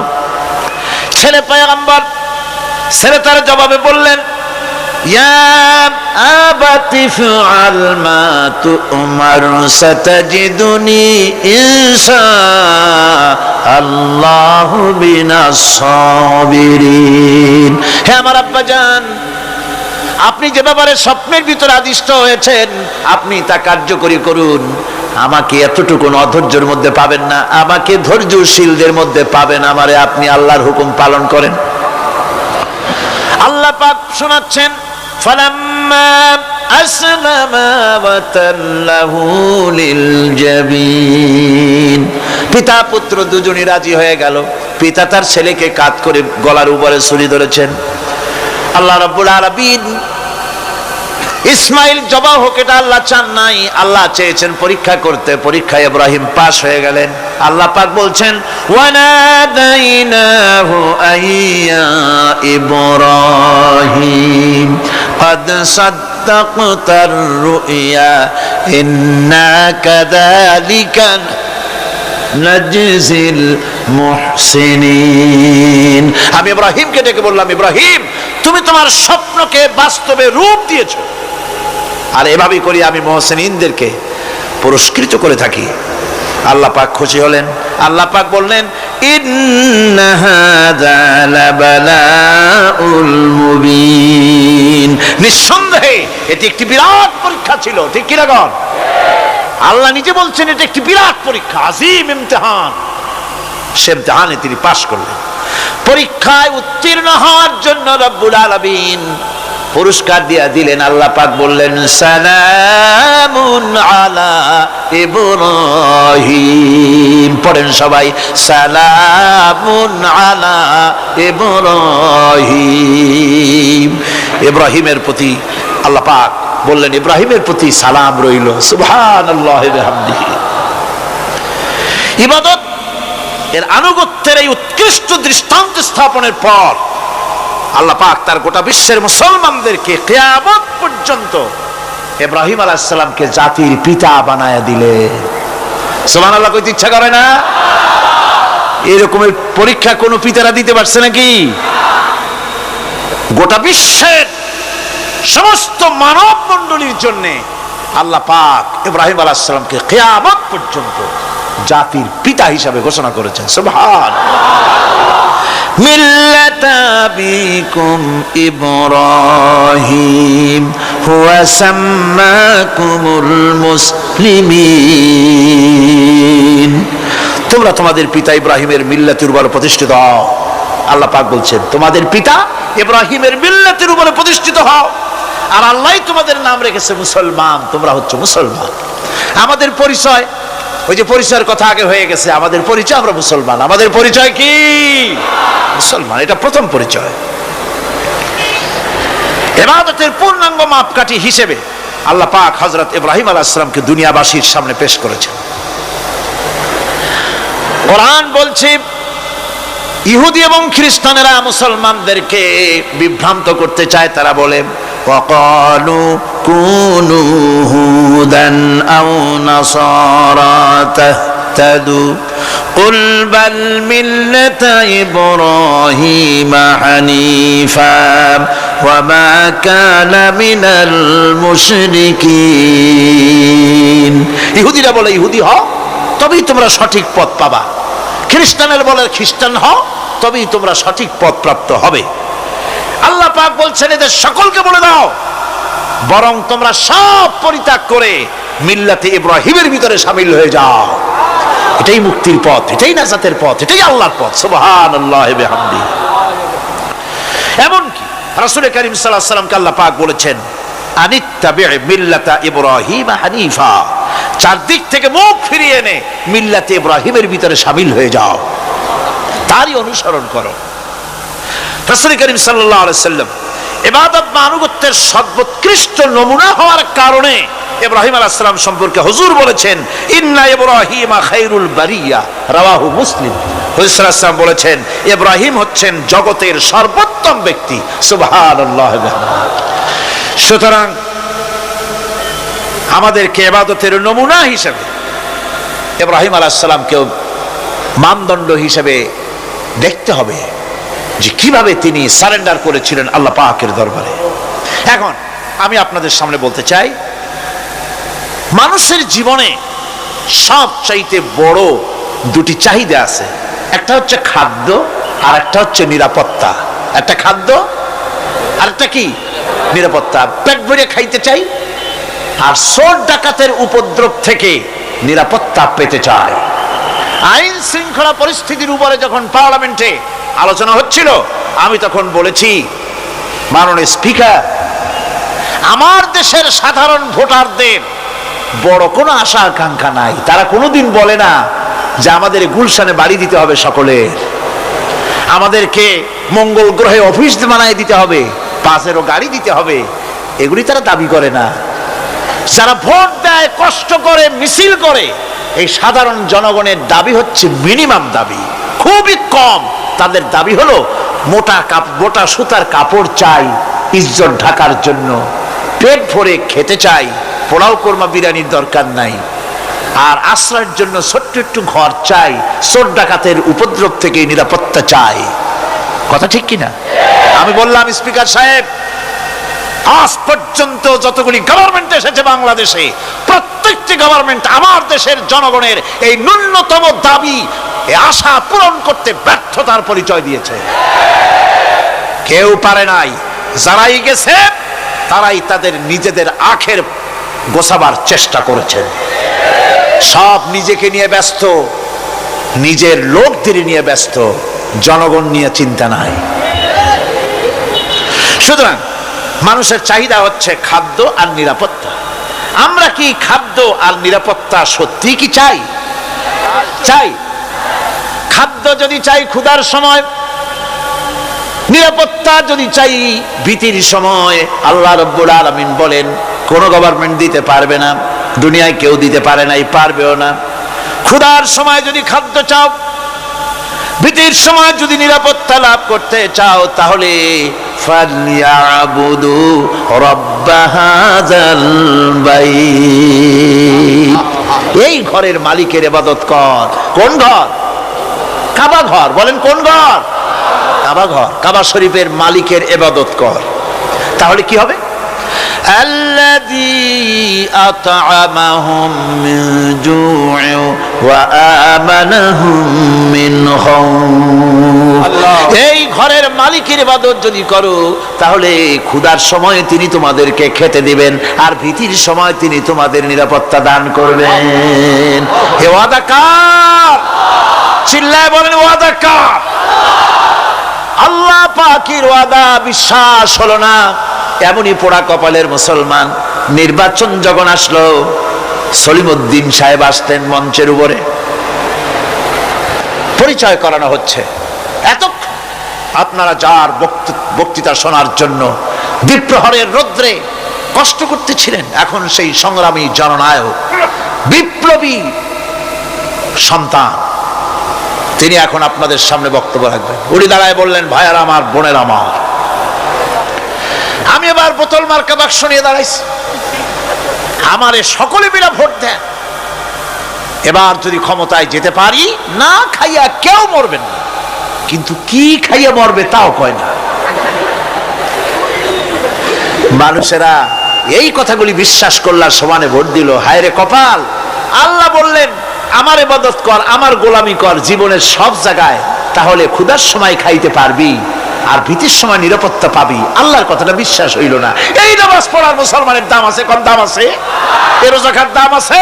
এ মুসলমান দাবি করার দাম আছে? আল্লাহ রাব্বুল আলামিন তিনি পরিষ্কার করে বলছেন, এই ঘরের মালিকের ইবাদত করো, তিনি ক্ষুধার সময়ে খেতে দিবেন, আর তিনি তোমাদেরকে ভীতির সময় নিরাপত্তা দান করবেন। চাউলের অভাব হবে না, পাটের অভাব হবে না, খাদ্যের অভাব হবে না, কারণ দুটি জিনিস যদি তোমরা করতে পারো, খাবারের অভাব হবে না। ওয়ালাউ আন্না আহলাল কুরা আমানু ওয়াত্তাকাউ লাফাতাহনা আলাইহিম বারাকাতিম মিনাস সামাই ওয়াল আরদ। দেশের লোকেরা, জনপদের লোকেরা যদি দুইটা কাজ করে, এক নম্বরে হলো আমার উপরে ঈমান আনবে, দুই নম্বরে হলো আমাকে ভয় করার নীতি অবলম্বন করে যদি চলে, তাহলে ওই দেশের মানুষের জন্য আকাশ আর জমিনের সব বরকতের দরজা আমি আল্লাহ খুলে দেব। আল্লাহর ওয়াদা। আল্লাহ পাকের নিকট মানুষের সবচাইতে বড় দাবি কি? আল্লাহর কাছে মানুষের সবচাইতে বড় দাবি কি করতে পারেন? পারেন না। আল্লাহ পাকের কাছে মানুষের শ্রেষ্ঠ দাবিটা আল্লাহ নিজেই শিখাই দিয়েছেন। আমার কাছে দাবি কর, ইহদিনাস সিরাতাল মুস্তাকিম। আয় আল্লাহ, একটা সোজা, একটা সরল রাস্তা আমারে দাও, একটা সহজ পথ আমারে দাও। এই কথা সূরা ফাতিহা দাবি করার পর আল্লাহ রাব্বুল আলামিন এই অভিনন্দনের জবাবে, 7টা বাক্যের অভিনন্দনের জবাবে আল্লাহ রাব্বুল আলামিন 30 পারা কোরআন শরীফ নাজিল করে দিলেন। সূরা ফাতিহার এই সওয়ালের জবাবে আল্লাহ পাক বললেন, ওয়া আনি'বুদুনি হাযা সিরাতুম মুস্তাকিম। সোজা রাস্তা চাও, আমার গোলামি করো, ইবাদত করো। সব জায়গায় ইবাদত, গোলামি করাই লাগবে। আমার কাছে সোজা রাস্তা চাও, সোজা রাস্তা হলো আমার গোলামি করা। কার গোলামি? বেহেশতে যেতে চান? আমি আস্তে জিগাইলাম বলে আপনারও আস্তে জবাব দিলেন। বেহেশতে যেতে চান? সুবহানাল্লাহ। এমন কোন মানুষ আছে নাকি যে বেহেশতে যেতে চায় না? মদ খোরও যাইতে চায়। সবাই, আমরা সবাই বেহেশতের আশা করি, ঠিক কিনা? আল্লাহ রাব্বুল আলামিন বলেন, বেহেশতে যদি যেতে চাও তাহলেও ইবাদত করা লাগবে, ইবাদত ছাড়া জান্নাতে যাওয়া যাবে না। ফাদখুলি ফি ইবাদি ওয়াদখুলি জান্নাতি। সর্বপ্রথম আমার বান্দার মধ্যে দাখিল হয়ে যা, আমার গোলামির মধ্যে দাখিল হ, আমার গোলাম হয়, এরপরে আমার জান্নাতে চলে যা। আগে গোলাম হবি, তারপরে কোথায় যাবি? জান্নাতে যাবে। আগে গোলাম হ, আগে গোলামির খাতায় নাম লেখা, আগে সত্যিকারের আমার বান্দা হ, গোলাম, এরপরে জান্নাতে যাওয়া যাবে। জান্নাতে যাইয়া আল্লাহর সাথে কি দেখা করতে চাই? আল্লাহর সাথে দেখা করতে চাই? আল্লাহ রাব্বুল আলামিন বলেন, فمن كان يرجو لقاء ربه فليعمل عملا صالحا ولا يشرك بعبادة ربه أحدا। তোমাদের মধ্যে যদি কেউ আল্লাহর সঙ্গে, তার রবের সঙ্গে যদি কেউ দেখা করতে চায়, তাহলে সে যেন ভালো ভালো কাজ করে, নেক কাজ করে, আর তোমার রবের সাথে অর্থাৎ আল্লাহ রব্বুল আলামিনের সাথে ইবাদতের মধ্যে যেন কাউকে শরীক না করে। শিরক যদি না করো, খাঁটি গোলাম, খাঁটি বান্দায় যদি পরিণত হতে পারো, কিয়ামতের দিন আল্লাহ রব্বুল আলামিনের সঙ্গে দিদার নসিব হয়ে যাবে। এই গোলামি করব কতদিন? কতদিন গোলামি করব? এই প্রশ্নের জবাবে আল্লাহ রাব্বুল আলামিন কোরআনে কারীমের মধ্যে জবাব দিয়ে দিয়েছেন, ওয়া'বুদ রাব্বাকা হাত্তা ইয়াতিয়াকাল ইয়াকিন। মৃত্যু পর্যন্ত, যতক্ষণ না নাক দিয়ে শেষ প্রশ্বাসটি, নিঃশ্বাসটি বেরিয়ে যাচ্ছে, ততক্ষণ পর্যন্ত আনুগত্য, গোলামি সবটা হবে কার? জোরে চিল্লায় এখন কার? এই গোলামি জীবনের সব ক্ষেত্রে করতে পারলে আমরা মুসলমান, আর করতে না পারলে মুসলমান নামে মুনাফিক। না পারলে কি? মুনাফিক। বন্ধুগণ, ইয়াকা নাবুদু পর্যন্ত বলে ওয়া ইয়াকা নাস্তাইনের কথাটা শোনাচ্ছি। সূরা ফাতিহার ভিতরে আমরা পড়ি, পড়েন আমার সাথে, ইয়াকা নাবুদু ওয়া ইয়াকা নাস্তাইন। আয় আল্লাহ, একমাত্র তোমার গোলামি করি আর একমাত্র তোমার কাছে সাহায্য চাই। তুমি ছাড়া কারো কাছে সাহায্য? এটা কি ঠিক? এটা কি আমাদের মনের কথা, ইমানের কথা? আল্লাহ করুন, আল্লাহ করুন, বলি আমিন। হাদিস শরীফে বলা হয়েছে, ইজা সাআলতা ফাসআলিল্লাহ ওয়া ইজা ইসতাআনতা ফাসতাইন বিল্লাহ। কিছু চাইতে হলে আল্লাহর কাছে চাও, কিছু বলতে হলে, ভিক্ষা করতে হলে আল্লাহর কাছেই ভিক্ষা করো। কার কাছে ভিক্ষা করবেন? আল্লাহর কাছে বলুন। আমার বন্ধুগণ, আমি আমার ঈমান থেকে কথা বলি, আমি আমার ঈমান থেকে কথা বলি। কোরআন এবং হাদিস পড়ে যতটুকু আল্লাহ বোঝার তৌফিক দিয়েছেন, সেই কথাগুলি পেশ করার জন্য চেষ্টা করি। বন্ধুগণ, এদিক ওদিক কোনো দিকে না ঘুরে মসজিদে যান, মসজিদে গিয়ে নামাজ পড়েন, আর আল্লাহর কাছে হাত পেতে আল্লাহরে বলেন। সেজদা গিয়া যখন রব্বুল আলামিনের দরবারে কিছু চাইবেন, হুজুরের কাছে জিজ্ঞেস করা হয়েছে, হুজুর, বান্দা কখন আল্লাহর নিকটবর্তী হয়ে যায়? আল্লাহর নবী বলেছেন, বান্দা যখন সেজদা দেয় তখন বান্দা একেবারে আল্লাহ পাকের কাছে চলে যায়। আল্লাহর কাছে চান, যা দরকার, ছেলে নাই, মেয়ে নাই, বউ নাই, অথবা চাকরি নাই, প্রমোশন চাই, ব্যবসায় উন্নতি চাই, যা দরকার কাকে বলবেন? মনটাকে পরিষ্কার করুন, আজকে মনটাকে সাফ করুন, সমস্ত দুর্বলতা থেকে মনকে উঠায় আনো, বিশ্বাস করুন, যা চাওয়ার, যা বলার সবটা আল্লাহর কাছে। কার কাছে? আমি তার গোলাম। আমি কার গোলাম? আল্লাহ ছাড়া কারো কাছে আমার অভিযোগ তুলবো না, সবটা বলবো আল্লাহর কাছে। বলে দেখেন, বলে দেখেন আল্লাহ পাক কিভাবে আপনাকে সাহায্য করেন। সুবহানাল্লাহ। ভাইরা আমার, আল্লাহ রাব্বুল আলামিন রাসূল করিম সাল্লাল্লাহু আলাইহি ওয়াসাল্লামকে বলেছেন, ফাইদা ফারাগতা ফানসাব ওয়া ইলা রাব্বিকা ফারগাব। যখন তুমি খালি হাত হয়ে যাবে, দাঁড়িয়ে যাবে এবং তোমার রবের কাছে মিনতি জানাবে, কিছু যখন থাকবে না, তোমার রবের কাছে দাঁড়ায় যাও আর তার কাছে মিনতি জানাও, তোমাকে আল্লাহ ভরপুর করে দিবেন। ভান্ডের কোনো অভাব নাই। আমাদের ভান্ড হচ্ছে যত দেব তত কমবে, আর আল্লাহর ভান্ড যত দেয় তত সমান সমান থাকে, মোটেই কমে না, মোটেই কমে না। সুতরাং দয়াল বাবা, বাবাজান, কেবলাজান বাবা কি যে কবে আর কি করবে দিশা করতে পারে না। গান বাজনা, তারপরে গোসল শরীফ, কি জানি হাবিজাবি শরীফ, কোনো শেষ বেদাত দিয়ে ভরে গেছে। এগুলি বিশ্বাস করবেন না, বিদআত খারাফা, এর সাথে মুসলমানের কোনো সম্পর্ক নাই। গান বাজনার সাথে মুসলমানের কোনো সম্পর্ক। হাতে কতগুলো ঢোল নিয়ে তারপরে মাজারের কাছে গিয়ে ঢোল বাজায়, কবরের কাছে, মাথায় কতগুলো চুল, দাঁতে ময়লা, মোষগুলা ঠোঁট দুইটা ঢাইকিয়া দাড়ির কাছে এসে পড়ছে। হায় হায় রে, এই রকমের মোষ আমি মাঝে মধ্যে চিন্তা করি যে দই খায় কেমনে এরা, গাঁজা মদ খাইয়া এগুলো মাজার মধ্যে গিয়ে পড়ে থাকে। আর কি জানি আছে ওইটারে ঘষে আর বলে মদিনা যাব কেমনে, মদিনা যাব কেমন। তুই মদিনা যাবি কেমনে? মদ খেয়ে গাঁজা খেয়ে তুই যাবি মদিনা, একটা কথা হইলো? তোর নাপাক কদম আল্লাহ পাকের আরদে মুকাদ্দাসে উঠতে পারে না। বদকার, জেনাকার, শারাবি, কাবাবি, আল্লাহ পাকের নাফরমান। কতগুলা শালু কাপড় গায়ে দিয়া মাথায় কতগুলা চুল রাখিয়া তারপরে গ্রামের নামে শরীফ। আশ্চর্য কথা, এই গ্রামের নাম শরীফ, ওই গ্রামের নামের মাথায় গিয়া শরীফ। শরীফ তো মক্কা শরীফ, মদিনা শরীফ, কোরআন শরীফ, হাদিস শরীফ। আর শরীফের দরকার নাই। শরীফের জাত মারছে গ্রামে গ্রামে শরীফ লাগাইয়া। কর্ণফুলী শরীফ, চন্দ্রকোনা শরীফ। আশ্চর্য কথা, শরীফ শব্দের একটা ইজ্জত থাকা উচিত, ঠিক কিনা কন? আপনাদেরকে সতর্ক হতে হবে।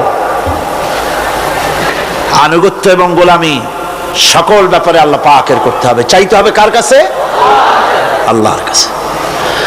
আমার এই কথা আপনাদের মনে আছে কিনা জানি না।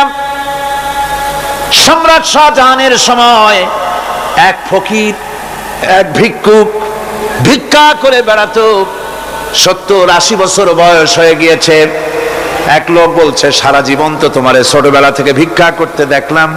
সে বলল, মানুষের দেয় তো 2 পয়সা 1 পয়সা, ভিক্ষা ছাড়া করবোটা কি?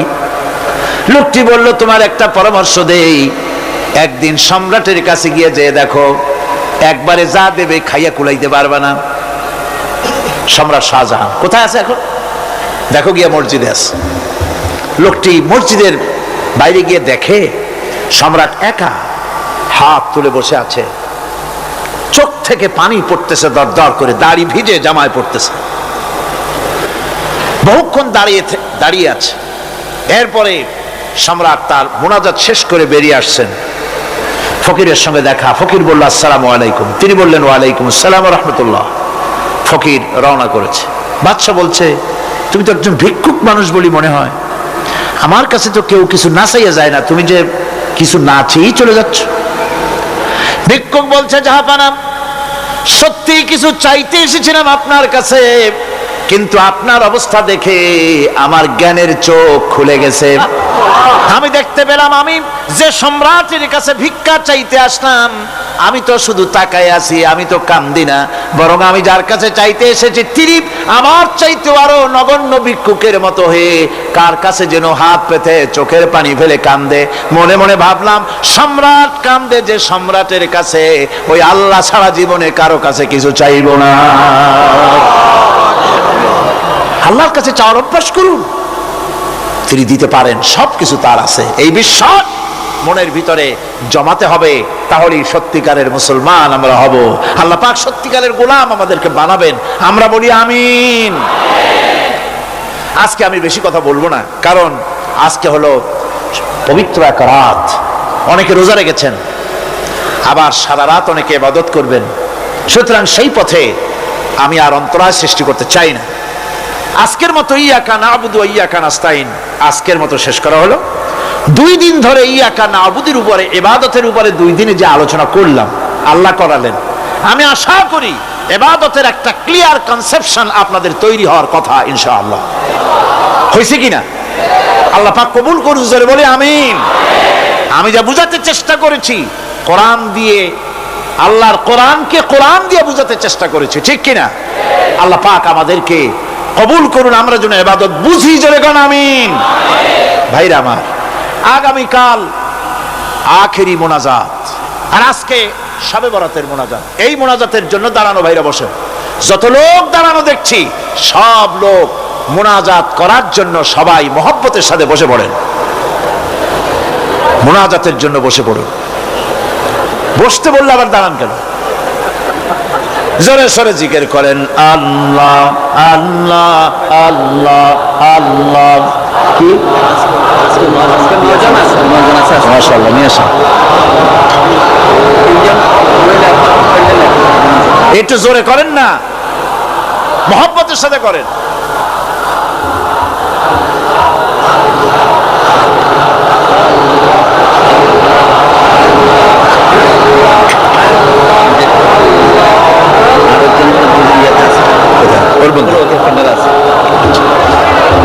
আলহামদুলিল্লাহ, কোন আলহামদুলিল্লাহ। আজকের পবিত্র রজনীতে 9 জন ইসলাম কবুল করার জন্য মঞ্চে চলে এসেছেন।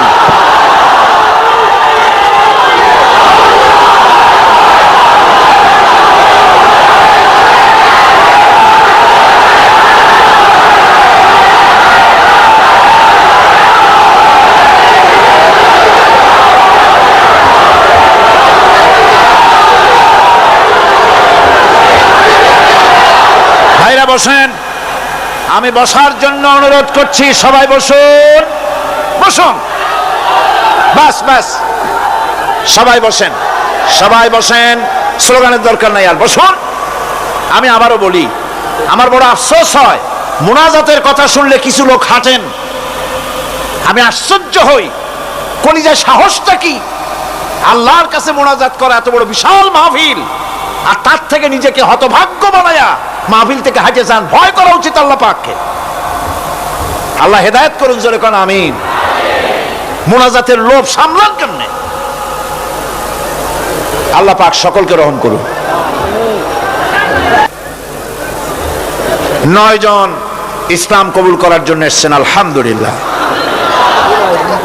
একজন নাম হচ্ছে হারাধন্দে,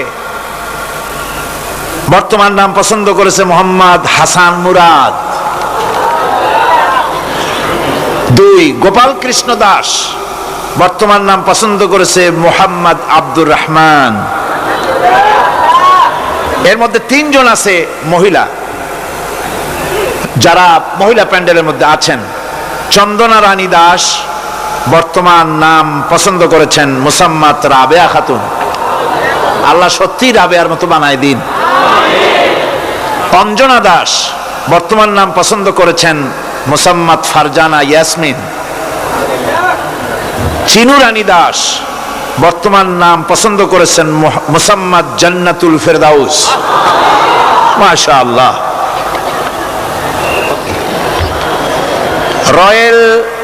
রয়েল জনগণ নাকি জনমন, ওই জনমন, জনমন সুমন, বর্তমান নাম পছন্দ করেছে মোহাম্মদ হাসান সানি। পলাশ তালুকদার, বর্তমান নাম পছন্দ করেছে মোহাম্মদ আব্দুর রহিম।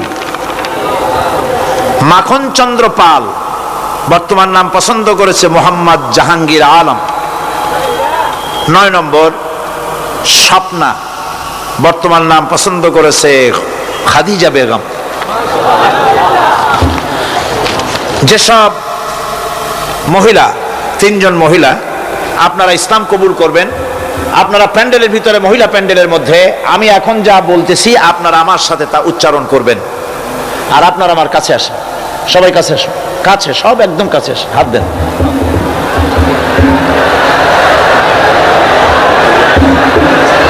মাইকের কাছে আসেন। বিসমিল্লাহির রহমানির রহিম। লা ইলাহা ইল্লাল্লাহু মুহাম্মাদুর রাসূলুল্লাহ। আল্লাহ ছাড়া কোনো ইলাহ নাই, মাবুদ নাই, উপাস্য নাই।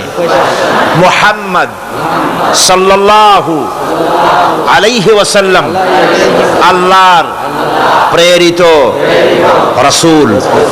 আশহাদু আন লা ইলাহা ইল্লাল্লাহু ওয়াহদাহু লা শারীকা লাহু ওয়া আশহাদু আন্না মুহাম্মাদান আবদুহু ওয়া রাসূলুহু।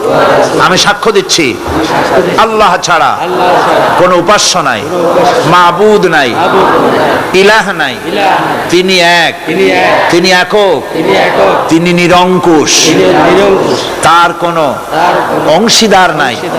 আমি আরো সাক্ষ্য দিচ্ছি মুহাম্মদ সাল্লাল্লাহু আলাইহি ওয়াসাল্লাম আল্লাহর প্রেরিত বান্দা এবং তার রাসূল। সকলকে বলো আসসালামু আলাইকুম। সবাই সালামের জবাব দিন। দাঁড়িয়ে থাকো। আমি এই বিশাল জনসমুদ্রের পক্ষ থেকে, তাওহীদি জনতার পক্ষ থেকে এই নতুন ভাইদেরকে বুকে আলিঙ্গন করে আমি তাদেরকে সম্মানিত করছি। আল্লাহ পাক তাদের প্রতি রহম করুন, আমরা সবাই বলি আমিন। তারা আমাদের তাওহীদবাদী মুসলমান ভাই। এদের সাথে আমাদের সম্পর্ক কি? তোমরা নামাজ পড়বে ঠিক মতো, 5 ওয়াক্ত নামাজ ঠিকভাবে আদায় করবে, কোরআন শরীফ শিখবে, ইসলামকে জানবে। শুধুমাত্র কলেমা পড়ে মুসলমান হলেই মুসলমান হওয়া যায় না, এই কথাগুলি যেন মনে থাকে। নামাজ 5 ওয়াক্ত সঠিকভাবে আদায় করতে হবে।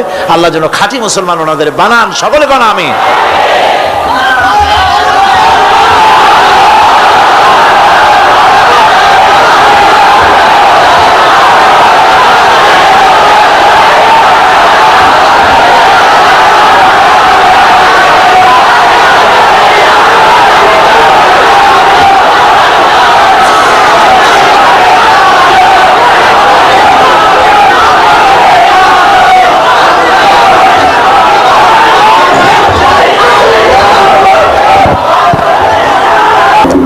اللهم آمين. ربنا ظلمنا أنفسنا وإن لم تغفر لنا وترحمنا لنكونن من الخاسرين. ربنا لا تزغ قلوبنا بعد إذ هديتنا وهب لنا من لدنك رحمة إنك أنت الوهاب. أي الله تعالى পবিত্র কোরআনে কারিমের তাফসীরের মাহফিলের আজকের এই চতুর্থ রজনীতে আল্লাহ আমরা তোমার দরবারে গুনার বোঝা নিয়ে তোমার দরবারে হাত তুলেছি। মেহেরবানি করে আমাদের আলোচনার সওয়াব, দুরূদ ও সালাম এর সওয়াব রাসূল করিম সাল্লাল্লাহু আলাইহি ওয়াসাল্লামের রূহ মুবারকে পৌঁছায় দাও। রব্বুল আলামিন, আমাদের মধ্য থেকে যাদের মা বাপ দুনিয়া থেকে বিদায় হয়ে গেছে, আয় আল্লাহ কোন অবস্থায় আছে জানি না, রব্বুল আলামিন আজকের এই পবিত্র রজনীতে তোমার দরবারে হাত তুলেছি, আমাদের মা বাপের গুনাহ খাতা মাফ করে দাও। রব্বুল আলামিন মা বাপের কবরগুলিকে জান্নাতের টুকরায় পরিণত করে দাও। রব্বির হামহুমা কামা রব্বায়ানি সগীরা। পড়েন সবাই, রব্বির হামহুমা কামা রব্বায়ানি সগীরা। হে আল্লাহ তাআলা, জীবনে গুনাহ করে করে জীবনটারে আমরা নষ্ট করে ফেলেছি। মাবুদ গো, মেহেরবানি করে আমাদের तमाम জিন্দেগির গুনাহ খাতা মাফ করে দাও। আমাদের দাদা দিনা নানি, আত্মীয় স্বজন, পাড়া প্রতিবেশী, আমাদের পীর ওস্তাদ, আমাদের মুর্শিদ, আমাদের বন্ধু বান্ধব যারা মারা গেল, কবরগুলিকে জান্নাতের টুকরা বানাইয়া দাও। রব্বুল আলামিন, তোমার হাবিব বলেছেন 3000 বছর বসে জাহান্নামের আগুন উত্তপ্ত করা হয়েছে। রক্ত মাংসের শরীর নিয়ে জাহান্নামের আগুন সহ্য করতে পারবো না বাবু, তুমি দয়া করে মেহেরবানি করে জাহান্নামের আগুন আমাদের জন্য হারাম বানাইয়া দাও। আয় আল্লাহ তাআলা, আমাদের মা বাপ, আমাদের স্ত্রী পুত্র পরিজন যারা মারা গেছে, সকলের জন্য জাহান্নামের আগুন হারাম বানাইয়া দাও। রব্বুল আলামিন, আমাদেরকে তোমার খাঁটি গোলামদের মধ্যে শামিল করে নাও। আয় আল্লাহ তাআলা,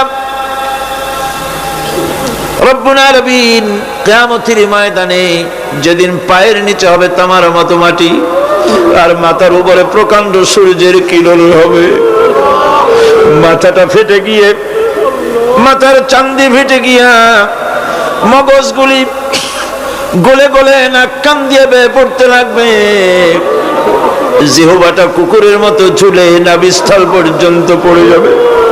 ময়দানে সারা পড়বে পানি পানি বলে। আল্লাহ, ওই দিনে তোমার হাবিবের হাতের কাউসারের পেয়ালা আমাদের নসিব করে দিও। রব্বুল আলামিন, আয় আল্লাহ তাআলা, লক্ষ লক্ষ মানুষ তোমার দরবারে ভিক্ষুকের মতো হাত তুলেছি। আয় আল্লাহ, কিয়ামতের দিন তুমি দয়া করে আমাদেরকে সেই জান্নাত দান করো যেই জান্নাতের ভিতরে তোমার হাবিব বসা থাকবেন। আয় আল্লাহ তাআলা, তোমার হাবিবকে দেখি নাই, অনেকে যাইতে চায় মদিনায়, পয়সার অভাবে যেতে পারে না। সারা জীবন কাবা শরীফের দিকে ফিরে তোমাকে সিজদা দেয়, সেই কাবা অনেকে দেখে নাই। এই রকমের লোক যারা আছে, যেতে মন চায়, হজ নসিব করে দাও। তোমার হাবিবের রওজার কিনারে গিয়ে জীবনে বারবার সালাম দেওয়ার তৌফিক দিয়ে দাও রব্বুল আলামিন। তামাম পৃথিবী মুসলমানদের জন্য আজকে বড় বিপদের দিন। বসনিয়ার মুসলমানেরা মরতেছে, সোমালিয়ায় না খেয়ে মরে, কাশ্মীরের মুসলমান মরে, সুদানে, সোমালিয়ায়, এরিত্রিয়ায়, বার্মায়, ফিলিপিনে, দুনিয়ায় বিভিন্ন জায়গায় মুসলমানেরা কষ্টের ভিতরে আছে। আল্লাহ, মুসলমানের গুনার দিকে না তাকাইয়া তোমার হাবিবের উম্মতের কথা চিন্তা করে আল্লাহ তুমি মাফ করে দাও রব্বুল আলামিন। তোমার হাবিবের বরকতে, তার তোফাইলে আল্লাহ তুমি দয়া করে বিশ্ব মুসলমানদের মুক্তি দাও। দুনিয়ার মুসলমানদের এক বানায় দাও, নেক বানায় দাও। আয় আল্লাহ তাআলা, তামাম পৃথিবীর বুকে মুসলমানদের হারানো সম্পদ, হারানো ইজ্জত আবার তুমি ফিরাইয়া দাও রব্বুল আলামিন।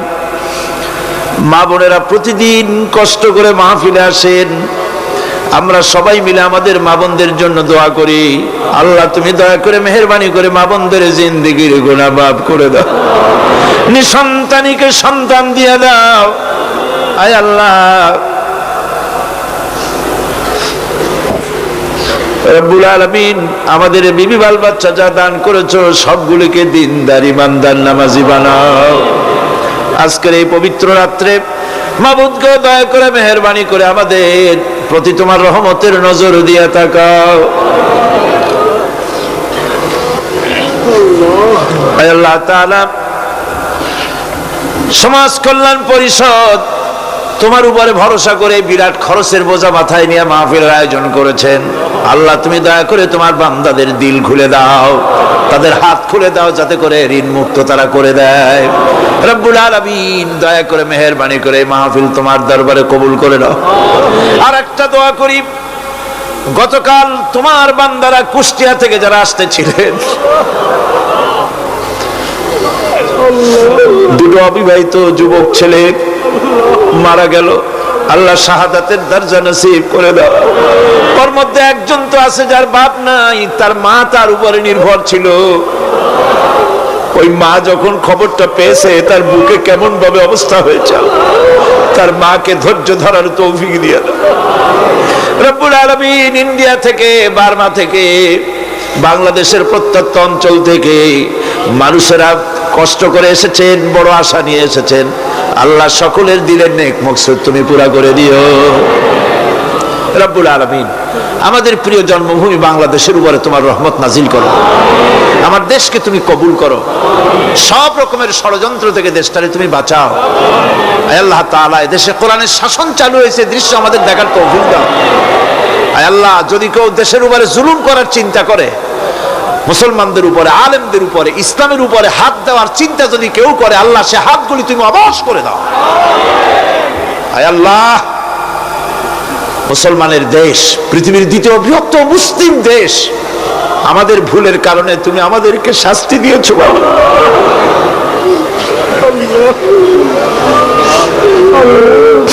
আমাদেরকে মাফ করে দাও, আমাদেরকে ক্ষমা করে দাও, ইসলাম কায়েম করো। আয় আল্লাহ, মাওলানা শামসুদ্দিন সাহেব এমন ছিল যে বাপ মার ঔরসে এসেছে, সেই বাপ মাকে জান্নাত নসিব করে দাও। জীবনের সবচাইতে বড় নিয়ামত তিনি হারিয়েছেন চোখ, তার জন্য তার মনে কোনো কষ্ট নাই, তোমার ইচ্ছার উপরে তিনি রাজি। আয় আল্লাহ, তুমি তার উপরে রহম করো, যতদিন বেঁচে থাকেন তিনি সুস্থ অবস্থায় রাখো। সমাজ কল্যাণ পরিষদকে, তার সমস্ত প্রজেক্টকে তুমি কবুল করো। আরেকটি সুন্দর শিক্ষা প্রতিষ্ঠান হচ্ছে দারুল ইরফান নাম করে। আল্লাহ, এই দারুল ইরফানকে যে উদ্দেশ্য নিয়ে তৈরি হচ্ছে এই শিক্ষা প্রতিষ্ঠান কি তুমি দয়া করে কবুল করো। রব্বানা তাকাব্বাল মিন্না ইন্নাকা আনতাস সামিউল আলিম ওয়া তুব আলাইনা ইন্নাকা আনতাত তাওয়াবুর রহিম। সুবহানা রাব্বিকা রাব্বিল ইজ্জাতি আম্মা ইয়াসিফুন ওয়া সালামুন আলাল মুরসালিন আলহামদুলিল্লাহি রাব্বিল আলামিন। ওয়াজআল آخر كلمتنا عند الموت لا إله إلا الله محمد رسول الله। আসসালামু আলাইকুম ওয়া রাহমাতুল্লাহ। আজান হবে, সব কাতার দিয়ে নামাজের জন্য দাঁড়িয়ে যান।